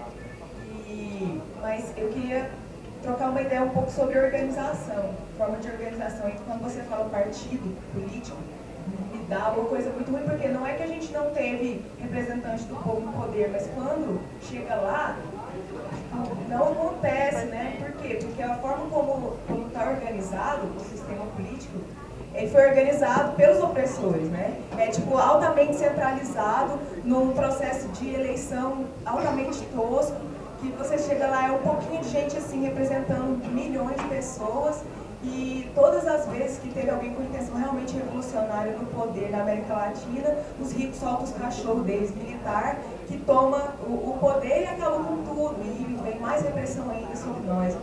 Então, queria saber o que você pensa, né, quando você fala isso assim, partido, porque do jeito como é para participar da eleição, eu acho que já era, né? E como que a gente pode pensar em organização do nosso jeito, né? Como que a gente pode criar nossas formas de organização? Como que a gente pode se organizar entre trabalhadores para gerir setores, né? E como que a gente pode abrir mão das armas? Porque, por exemplo, se tem um setor, né? Um setor, por exemplo, de mineração, e os trabalhadores se organizam e tomam de conta daquilo, e põe os patrão para correr, e fala, não, agora quem toma de conta aqui somos nós, tomar de assalto, igual você fala, né? Tomar de assalto não é só ficar esperando e nem indo só pelas brechas, porque a gente se formar e ocupar espaço de decisão, tá massa pra gente, porque tá muito desigual, né?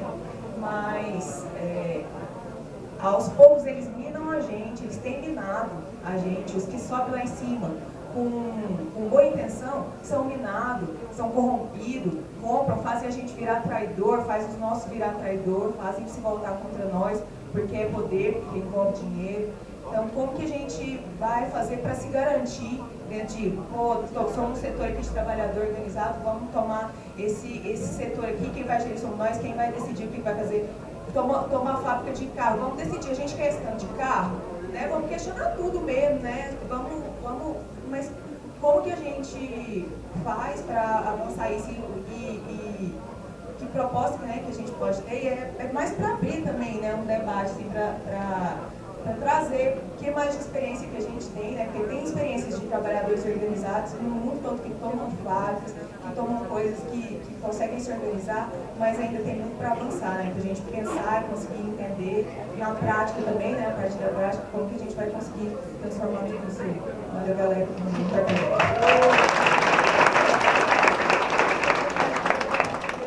O que ela falou é verdadeiro, porque é o seguinte: todo político que vai de uma maneira solitária, ele vai ter que se adaptar a um sistema. Então, quando eu falo de mudança, é mudança do sistema, aonde o opressor que tem que se adaptar. Então, a gente falou um pouco mais atrás sobre isso aqui, a consciência social aqui no Distrito Federal, que eu vi também em Belo Horizonte, que eu vejo em São Paulo, que eu vejo em outros lugares. Então, a gente não precisa apenas de um partido único que vá lá bater na porta e pedir esmola. A gente pode ter aqui um partido, outro em São Paulo, a gente pode começar se organizando dessa maneira, aproveitando toda essa consciência social para transformar em política e começar a dominar cargo de poder. Entendeu? A gente precisa dessa transformação. E a gente precisa como? Conversar, falar a respeito. Hoje é um dia muito importante, porque o assunto até então, que é um tabu, porque normalmente na periferia a gente fala de futebol, a gente fala dos crimes que aconteceram, das pessoas que morreram, mas a gente não fala sobre política. Hoje a gente está falando sobre política e as pessoas estão se manifestando. É fazer isso e mais adiante. Aqui pode nascer um partido político, como em São Paulo também, porque tudo passa pela política. A gente respira política e a solução está na política, não tem jeito. entendeu? Então eu penso da seguinte maneira, não é uma organização geral, é uma organização de favelado e cada um dentro da sua quebrada, cada um dentro do seu estado, entendeu? Tem um monte de gente aqui consciente, um monte de pensamento da hora, um monte de pensamento revolucionário. Aqui a atmosfera é mudança, todo mundo que se manifestou aqui quer mudança. Ninguém chegou aqui e falou, você falou isso e aquilo, mas o governo tem razão. Então todo mundo está inconformado, todo mundo está descontente. Então nós já temos o estado natural do revolucionário, porque o revolucionário, ele é revoltado, ele é descontente com o sistema. Então nós pelo menos já despertamos isso. Agora é uma questão de organização. Se essa quebrada daqui não está se comunicando com São Paulo, então pelo menos vocês têm que se comunicar entre vocês. Vocês têm que conversar aqui. Entendeu? Aqui tem que ser um foco de resistência que, mano, cada vez mais cresça, agregue valores, agregue pessoas, certo? Porque é dessa maneira. A gente tem que acreditar muito no poder da palavra. A palavra transforma sim, entendeu? Se um cara subir no palco e falar sobre religião, ele ganha um monte de dízimo, certo? Um cara subiu no palco uma vez e falou para os alemães que eles podiam dominar o mundo e ele quase dominou, através do nazismo, entendeu? Então, se para as coisas ruins a palavra consegue transformar, a gente tem que conseguir fazer transformar também para as coisas boas, certo? Tudo parte do pressuposto que a intenção seja realmente um futuro decente para a periferia.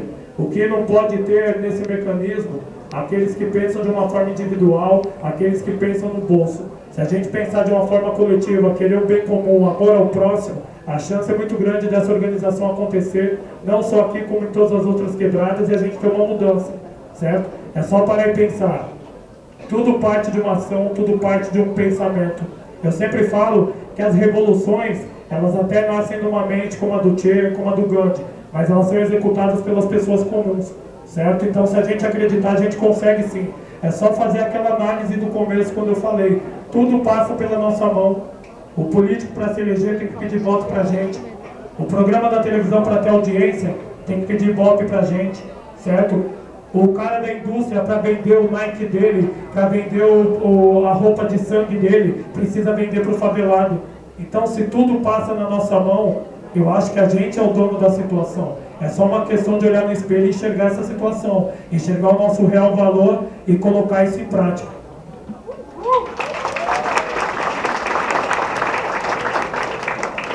Boa noite, meu nome é Leonardo, sou de Goiânia também. Agora eu penso assim, né?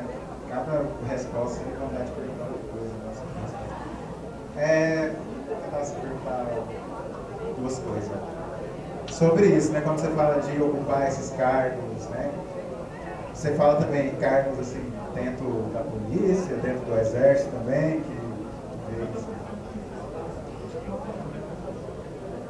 E a outra pergunta é assim, recém estou lendo assim, a biografia do Malcolm X, e aí pensando no começo, assim, de como que ele foi, né, se tornou, né, Malcolm X, né, desde quando, os lugares onde ele foi falando, assim, né, foi passando a ideia lá, né, um discurso bem religioso, né, e racial, assim, como que aquilo ia... como que ele foi atraindo pessoas assim, né, viajando, falando, até criar aquele movimento com aquela força toda, né, que teve nos Estados Unidos, e naquele contexto eles eram minorias, os negros, né, eram minorias, são, né, naquele país. Né. Você está assim, propondo assim, e outra coisa, né, pensando assim, no que está acontecendo aqui agora, eu fiquei imaginando uma cena dessa, né, e no momento falando para um número de pessoas grande assim ou pequeno e trocando ideia, né? Esclarecendo, aprendendo também com essas pessoas. E aí esse momento você me fez associar com isso. Assim.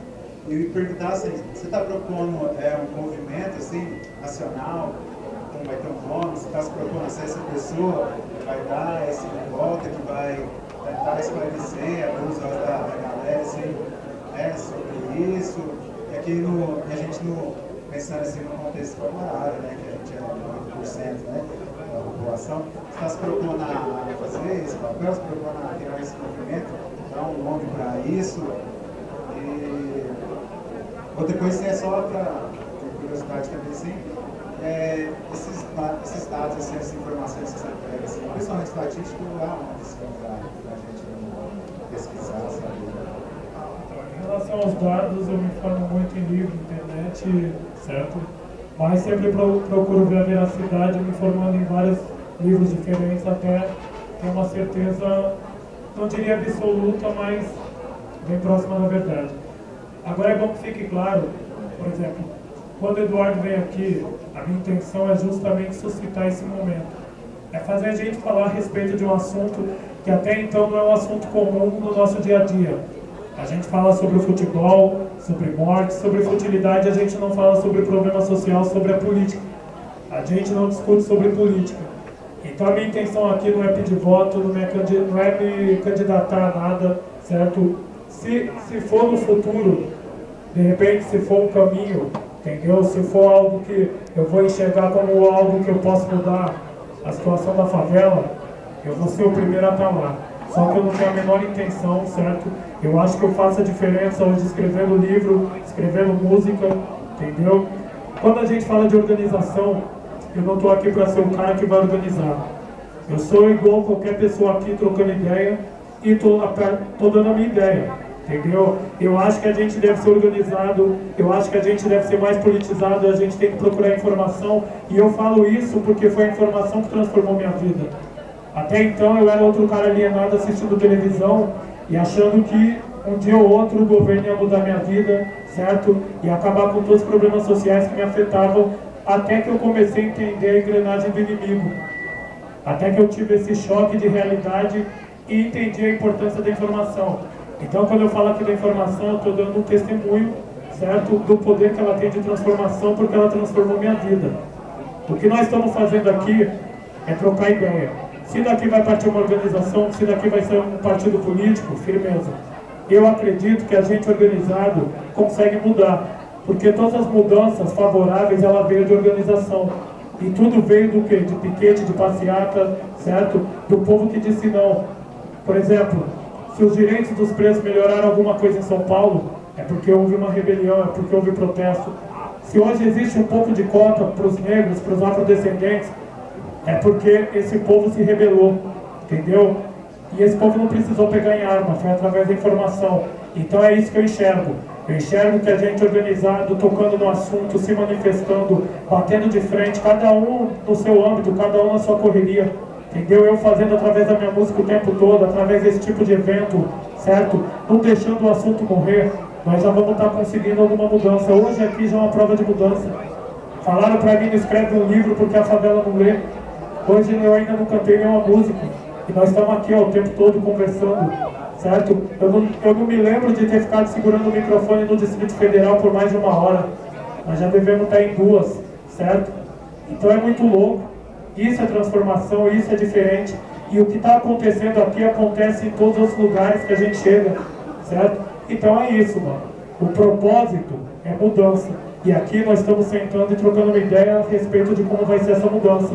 Eu dou minha ideia, o parceiro da outra, você também, e a gente junto vai se manifestando. Eu sempre falo que eu sou o que mais aprende numa palestra, entendeu? Eu sou o que mais sai com dados na cabeça, com novas colocações, e cada vez mais reafirmo minhas crenças, porque é o povo que, mano, merece realmente meu empenho, porque é um povo verdadeiro, certo? Eu sempre gosto de frisar, porque assim, muita gente fala pra mim, porra, mano, você está envolvido num movimento que não dá dinheiro, num bagulho que não vai te deixar rico. Só que por outro lado, é um povo que não espera eu tocar no rádio, que eu não preciso estar na televisão, que eu não preciso ser o hits do verão para ser curtido. Isso é muito louco, isso representa um povo que tem inteligência, um povo que sabe escolher, um povo que não é tutelado, que não precisa de uma mídia escolhendo para ele, não precisa do rádio escolhendo para ele. Entendeu? Então tem que estar do lado desses manos, porque vocês são os verdadeiros.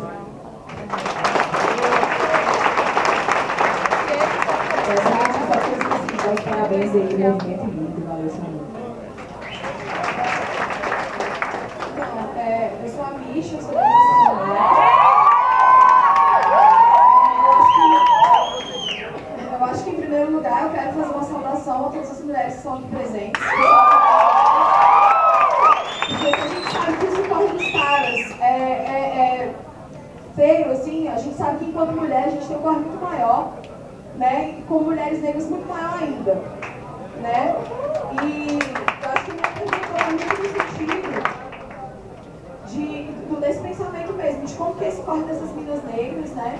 Como que isso na nossa trajetória, que até no rap a gente tem um momento que a gente é excluída na história, né? Quando as mulheres negras, as mulheres no geral, não são representadas nessa expressão máxima que é o rap na periferia. E a minha pergunta vai muito no sentido para saber como foi a tua experiência em escrever a música Mulheres Negras, que eu acho que foi uma música que teve um impacto muito grande para mim, para várias amigas, foi motivo de escrever um artigo com uma brother que é negra também na universidade onde eu estudo. Foi motivo de entrar no meu trabalho de iniciação científica e o professor xaropando para eu não colocar. Eu falei, não, vou colocar rap porque eu sou da periferia e tem que rolar. Né? Acho que ciência está aí para isso, para serviço de alguém, e a minha vai ser a serviço da periferia. Então, eu acho que essa é a pergunta que eu acho que várias amigas queriam fazer, quem está aqui e tal, de como foi essa experiência para te escrever essa música, e qual foi a sacada de passar essa música para uma mina cantar, né? Que a gente achou uma sacada genial de uma mulher negra falar sobre qual é o rolê da mulher negra. É isso.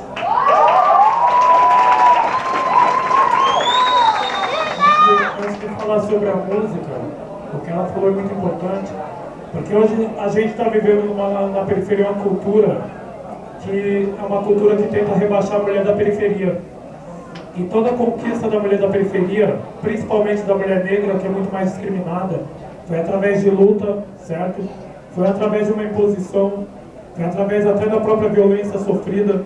Então hoje a gente deveria estar dentro da música falando sobre a importância da mulher, e não chamando a mulher de popozuda, de cachorra, disso e aquilo, não tentando rebaixar a mulher, entendeu? Então é muito importante, porque assim, tem dois polos, tem o cara que canta e tem a pessoa que ouve, certo? Se ele está cantando, alguém está ouvindo.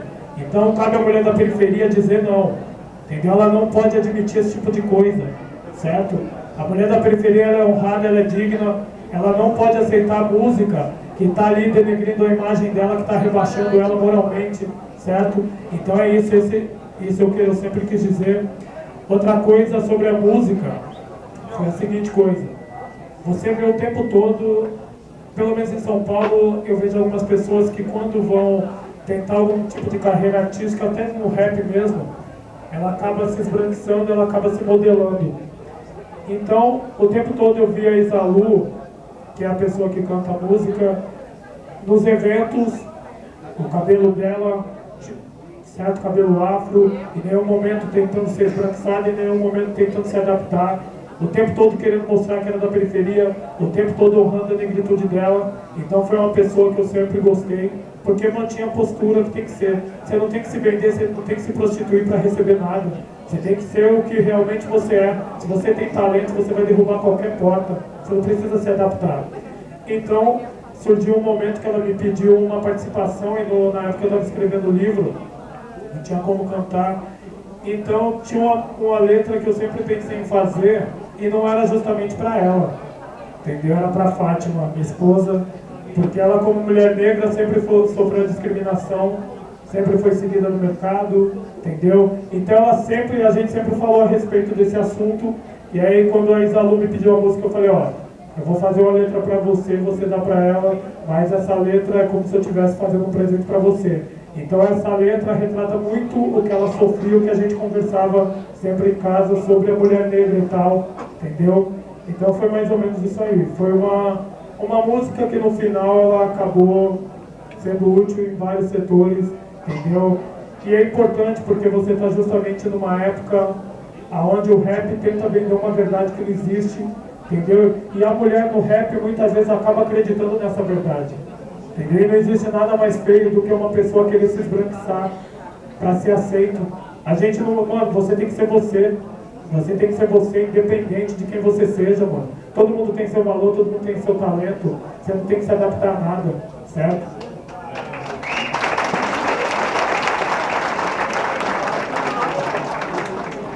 Boa noite, Eduardo, boa noite a todo mundo.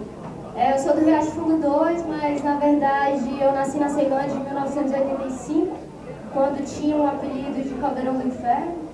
E Hoje, atualmente, eu dou aula de História em Águas Lindas, em Goiás, que é em torno, que também deve ser representado aqui, porque está no front aqui do DF, né? Muito mais que o Riacho Fundo 2 até.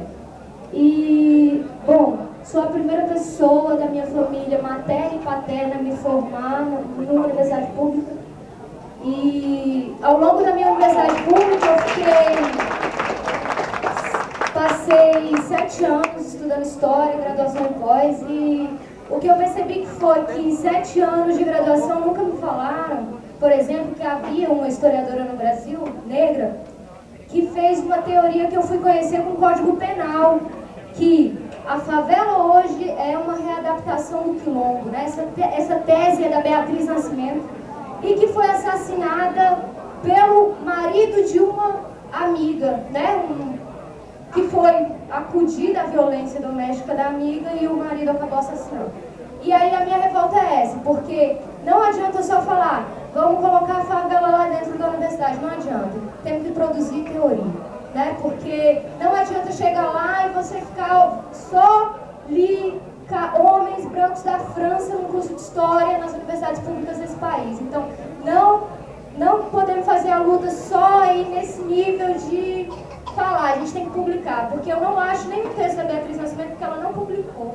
Então, pra gente revolucionar, a gente vai precisar buscar essas raízes que estão ofuscadas, que estão escondidas, né? Isso é um ponto fundamental. E aí, queria falar sobre um tema que apareceu aqui, que é a violência. Tive a oportunidade de ler um livro que não tem no Brasil, só importado, que é a biografia do Amílcar de Castro, que é aí um dos grandes... na verdade é o seguinte, no processo de descolonização das colônias africanas, muitos jovens africanos foram estudar na colônia, na Europa, e de lá perceberam como que funcionava melhor, voltaram para lá e de lá poucas pessoas fizeram aí guerrilhas que provocaram a independência de vários países da África. Inclusive, dia 28 agora de maio, dia 25 de maio, a gente comemorou essas descolonizações aí, né? Acho que é importante lembrar. E qual foi a história? Vou voltar um pouco na minha trajetória. O que salvou minha vida, o que me fez querer ter um estudo em história ao invés de 5 filhos, o que me fez decidir por isso, foi a literatura que me salvou, muito mais do que a música que eu escutava, né? Porque ela já te gera um hábito que é fazer uma coisa que o opressor nunca vai querer te ver fazendo, que é sentar e ler um livro, né? Muito melhor você, sei lá, fazer qualquer coisa. Então, o que eu queria falar sobre a violência é que o Amílcar, ele fez uma tese que eu acho muito interessante, que antes de se chegar às armas, antes de chegar o conflito ali, que a gente sabe hoje que nós não temos condições, né, porque nós vamos ser extremamente massacrados, porque só pelo fato de eu falar, assim como também admitir, parabenizar o rap nacional hoje, que é o único lugar, é o único espaço desse país que fala de negritude, que fala de África. Então isso daí tem que estar também muito pautado, né? E o Amílcar, ele fez o seguinte, a estratégia era fazer movimentos culturais, reuniões culturais, para dessas reuniões culturais começar aos poucos mostrar como que a gente está aceitando aquela ilusão, não é? E desses movimentos culturais conseguiu ali fazer uma articulação, é claro, internacionalizada, né, com o apoio de Cuba, do Vietnã, de todos os lugares ali que estavam no contexto, não é? Temos que lembrar do contexto, voltados para isso. E só para concluir uma coisa, eu queria falar para vocês uma historinha que eu li recentemente de uma aldeia na África que chama Muzungu, que é a história de um garotinho negro com um garotinho branco que é o filho do fazendeiro. E aí, o que acontecia no processo de dominação dessa aldeia? O fazendeiro tinha olho azul, né? E a aldeia toda acreditava que ele, por ter olho azul, via os pensamentos dos outros.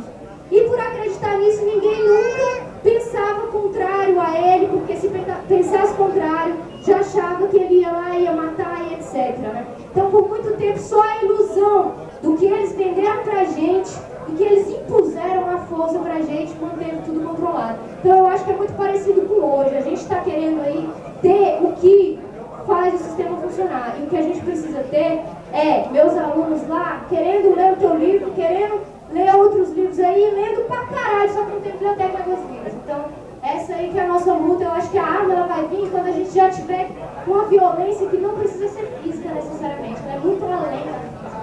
Porque assim como não me ganharam, não ganharam um monte de brother aí, não vão ganhar porque a literatura salva. Então eu acho que é muito mais importante garantir aí e depois, cara, se for rolar, estamos aí pra seguir.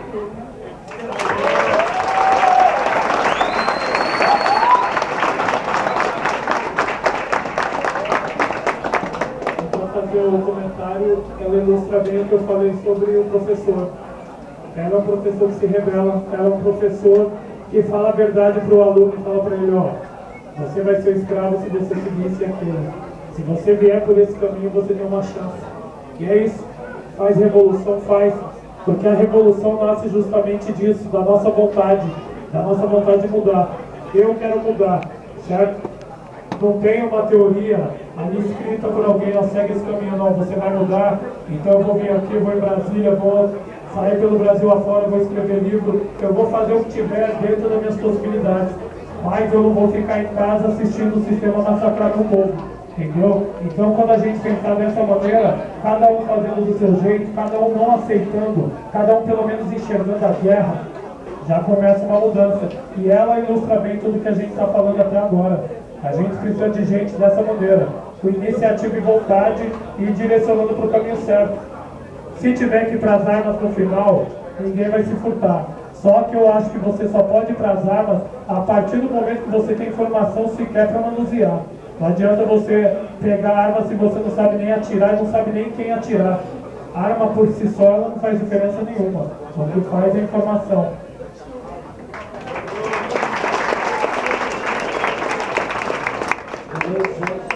Meu nome é William, do lado da porta, meu amigo Paulo aqui. E tá, mesmo sem te conhecer, pagar uma dívida que eu tenho com você, que tipo assim, cara, desde os 8 anos de idade eu desenho, aí de um tempo pra cá, de uns anos pra cá, o pessoal fala, cara, você tem que investir nisso, você tá tatuador, você não sei o quê, você tá perdendo tempo, você tá vacilando. Você tem que correr atrás, você vai conseguir alguma coisa, não vai conseguir o quê? Você não tem oportunidade nenhuma, aqui em DF, capital da desigualdade, tá ligado? E quando eu escutei sua música, eu tô escutando essa dica pessoal pra você, porque eu já tava andando pro lado errado, tá ligado? Aí eu comecei a curtir tua música, aí eu não curti, eu curti as nacionais, e aí eu escutei uma frase que marcou, tá ligado? Você falou pra mim transformar o meu ódio, que eu já tava revoltado porque eu não tenho oportunidade, e transformar em conhecimento, para não conseguir o diploma, estudar. Aí desse dia pra cá, eu comecei a prestar atenção, eu comecei a ficar fanático, porque eu fiquei sabendo disso aqui, eu fiquei... Depois que eu escutei essa frase aí, velho, eu comecei a estudar, eu saio de casa meio-dia, vou pra escola, saio da escola às 6 horas, vou pro curso, saio do curso 3h30, chego em casa às 2 horas da manhã, segunda a sexta. Correria é pesado, mas estou levando aí. E pego 5 ônibus por dia, o metrô, aí eu fiquei te levando essa, eu vim pagar aqui com um desenho, eu fiz de coração, espero que você receba de coração também.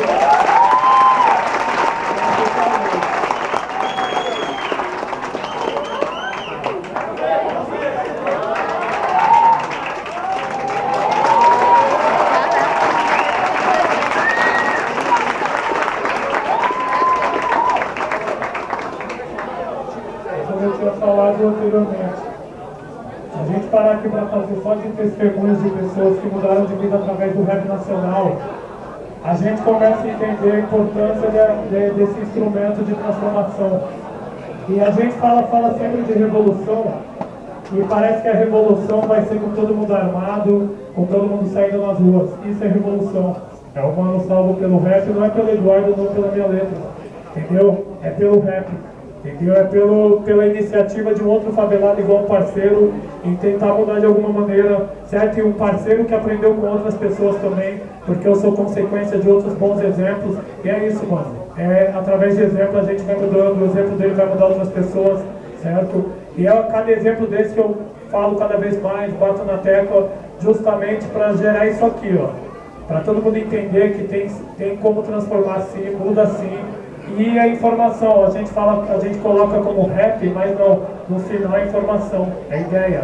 A ideia que você passa é o pensamento que você passa e acaba sendo produtivo na vida de uma pessoa.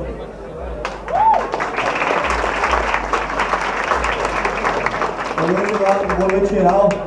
Eu sou o Jorge, conhecido como MC Arroto, sacou? Sou aqui da Samambaia mesmo. E é o seguinte, queria pedir desculpa. Vou ficar meio nervoso, eu sempre fico meio nervoso porque não estou acostumado a tomar essa frente, mesmo estando acostumado a fazer vários shows em Brasília, sacou? Quando é para tomar essa frente, assim como vários não estão acostumados, por isso que a gente não consegue tomar a cena do nosso mundo. Então eu vou tentar organizar minhas ideias e ser rápido.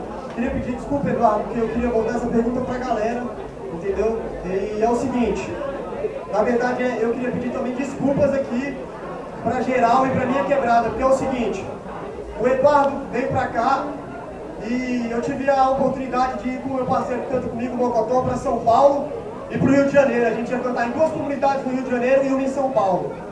Na primeira comunidade do Rio de Janeiro, os caras receberam a gente com 2 metralhadoras e 3 granadas na cintura.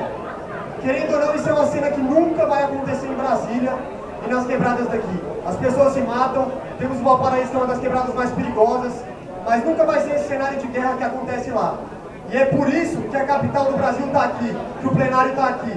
Lá, quando a galera se revolta, eles descem o morro e tomam uma cena. Aqui a gente não sofre os tipos de problemas que eles sofrem lá.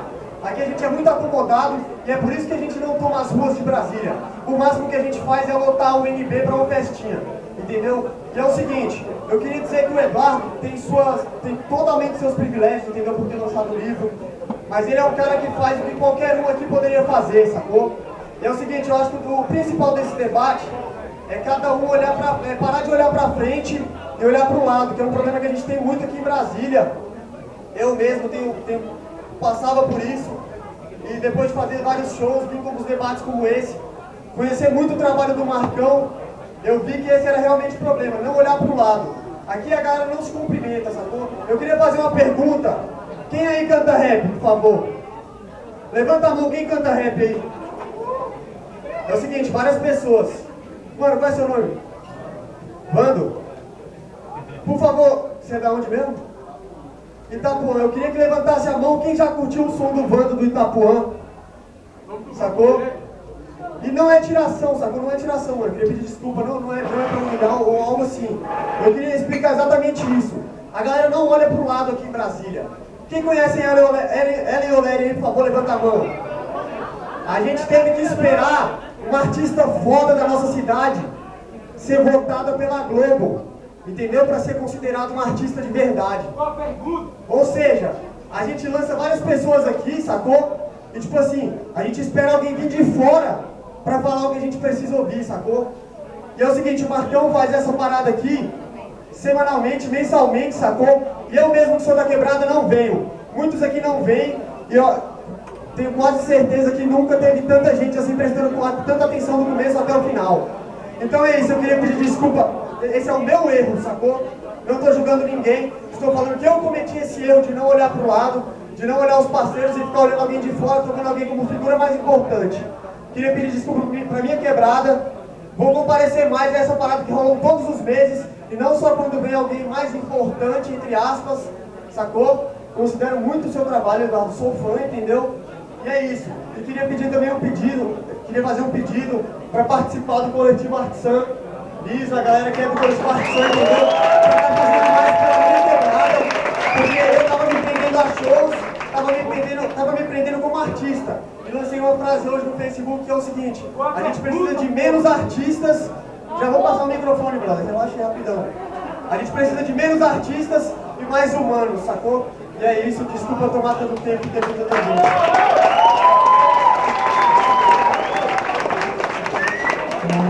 É bom a gente comentar o seguinte, que o que ele falou é verdadeiro, ninguém é mais importante que ninguém, certo? Também tem outro lado que cada um é livre para curtir aquilo que quer, certo? Não dá para você também apontar e falar, ó, curte aqui, curte ali, certo?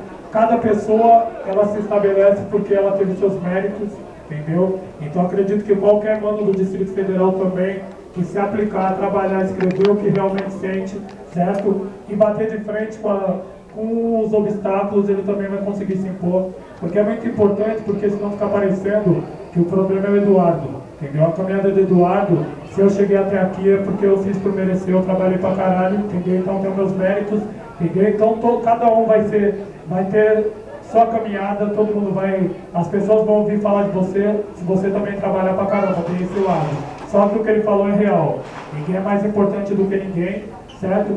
Mas é importante que as pessoas que de repente tenham aquele respeito do povo, que o público goste, venha, se apresente e fale, mano, vamos trocar ideia sobre isso e trocar essas ideias justamente para que aconteça o que está acontecendo hoje. Eu também acredito que a gente não precisa importar ninguém, mas eu não me considero um cara sendo importado, porque eu não vejo divisórias, eu não vejo fronteiras. Para mim, favela é favela em São Paulo, Rio de Janeiro, Distrito Federal, certo? Eu me considero tanto do DF quanto qualquer um daqui. Tanto é que sempre, quando eu vou fazer um rap, eu procuro não colocar gíria de quebrada, eu procuro nem falar de quebrada, porque pra mim não existe fronteira. Favelada é favelada em qualquer lugar. Então é bom deixar claro, porque assim, uma palavra mal interpretada, uma colocação mal interpretada, já suscita o quê? A ideologia de separatismo. E a gente não precisa justamente disso. Entendi o que o mano quer dizer, e o que nós não podemos ter aqui nem aqui em lugar nenhum é separatismo. Favela é favela em todo lugar.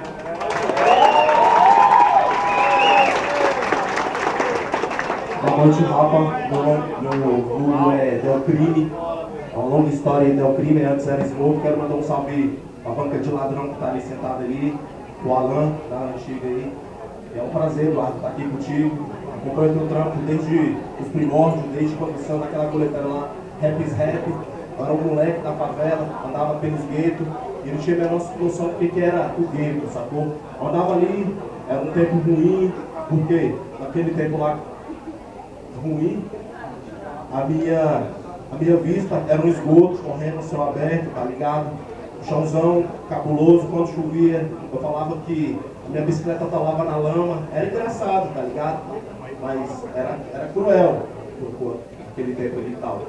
Aí fazendo esse retrocesso aí e tal, e vindo pra cá, nos tempos de hoje, que a gente ganha uma bagagem, um rap, com essas informações de tudo, eu trato o rap hoje não como órgão, um órgão da música, mas eu trato o rap como uma religião, porque a palavra ela é poder.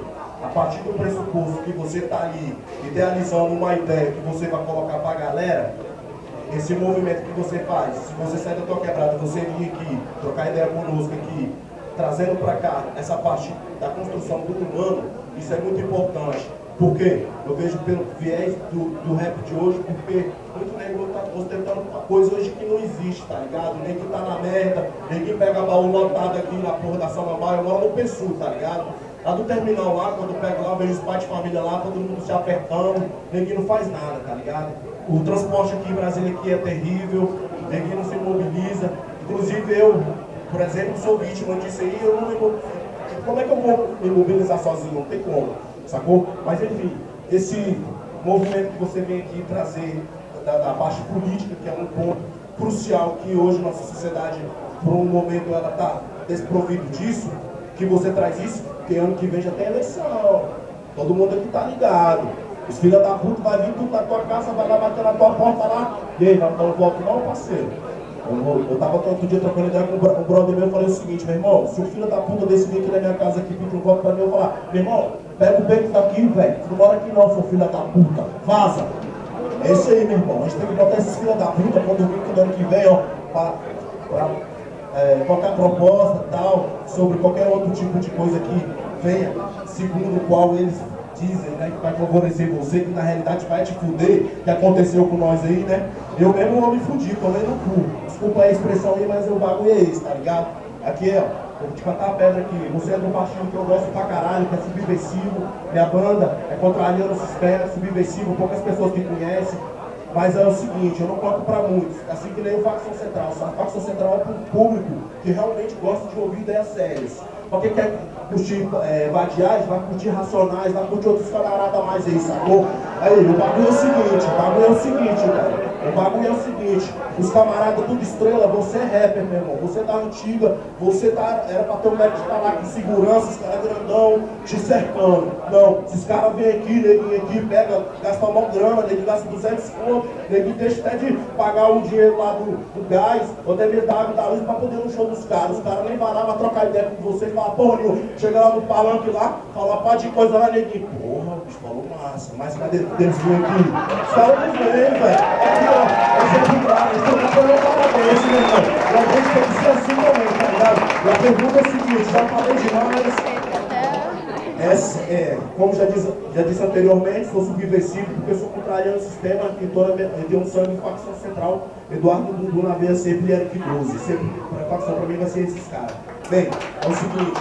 A pergunta que eu quero fazer é o seguinte, a partir do momento que você saiu de São Paulo para mim aqui trazer esse novo objetivo de, na verdade, plantar essa nova semente, porque o potencial dessa semente é criar uma árvore dessas árvores criar seus frutos, correto? Bem, é o seguinte, a partir do momento que você vem e troca essa ideia com a galera, o que podemos esperar? Esse é o grande problema, né? Porque a gente fica aqui de blá blá blá, aí todo mundo vai embora pra casa, aí pensa, porra, será que valeu a pena? Claro que vai valer a pena, né? Claro. Mas aí, obrigado pela oportunidade, meu querido.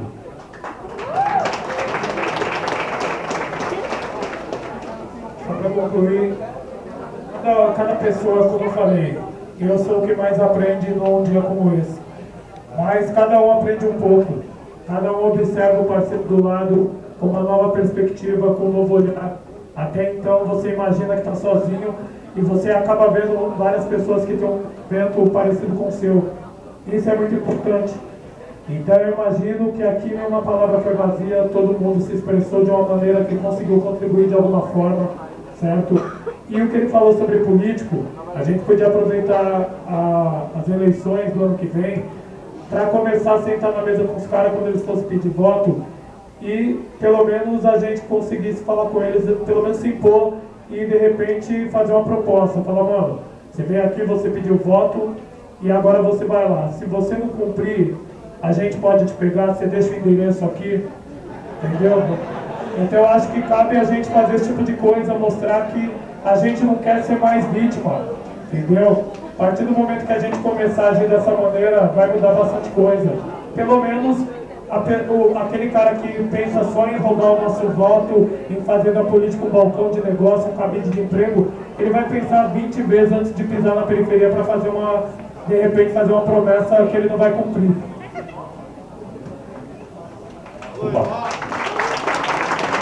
Licença, Eduardo, rapidinho. Irmãos e irmãs, eu vou pedir a compreensão de todos e todas, certo? Já são aí 10h30 da noite, eu acho, enfim. Nosso metrô tá para fechar, o transporte público do DF é deficiente, é complicado, vários irmãos aqui, várias irmãs moram longe, certo? Então eu quero pedir a compreensão de vocês, a gente vai ter, eu já conversei com algumas pessoas da fila, vou pedir compreensão do Eduardo, Fátima, todo mundo, a gente vai ter que encerrar as falas, não... A gente vai dar oportunidade para algumas pessoas que estão aqui, certo? Mas eu vou pedir a compreensão de todo mundo. Eu sei que tem muito debate a ser feito com o Eduardo, enfim, muita coisa para a gente falar. Queria pedir para quem está na fila ainda, só vocês mesmos que vão ter essa palavra, mas um minutinho mesmo só, certo? Firmeza? Para a gente está à tarde, tem o poeta Luiz Vieira, que vai encerrar a nossa noite, a gente já abriu mão de outra programação, então peço compreensão para quem está na fila, ser bem sucinto, o mais breve possível. Obrigado. Boa noite. Em São Sebastião, outra quebrada, professora de Brasília. Sou professora de escola pública em São Sebastião. Tinha várias perguntas, mas eu vou fazer só uma agora. Bom, vai muito no que o companheiro aqui falou e que você falou também. A gente vê muito na mídia essa questão de você massacrar a questão da política partidária e você acaba tendo uma generalização da política como um todo. Isso aqui é um processo político, né? E eu faço política partidária desde que comecei a fazer movimento, né? Porque eu acredito que organizada eu posso funcionar. Não adianta você estar consciente que eu preciso estar organizada. Então você tem essa educacionalismo na política partidária que acaba gerando por exemplo, não votos,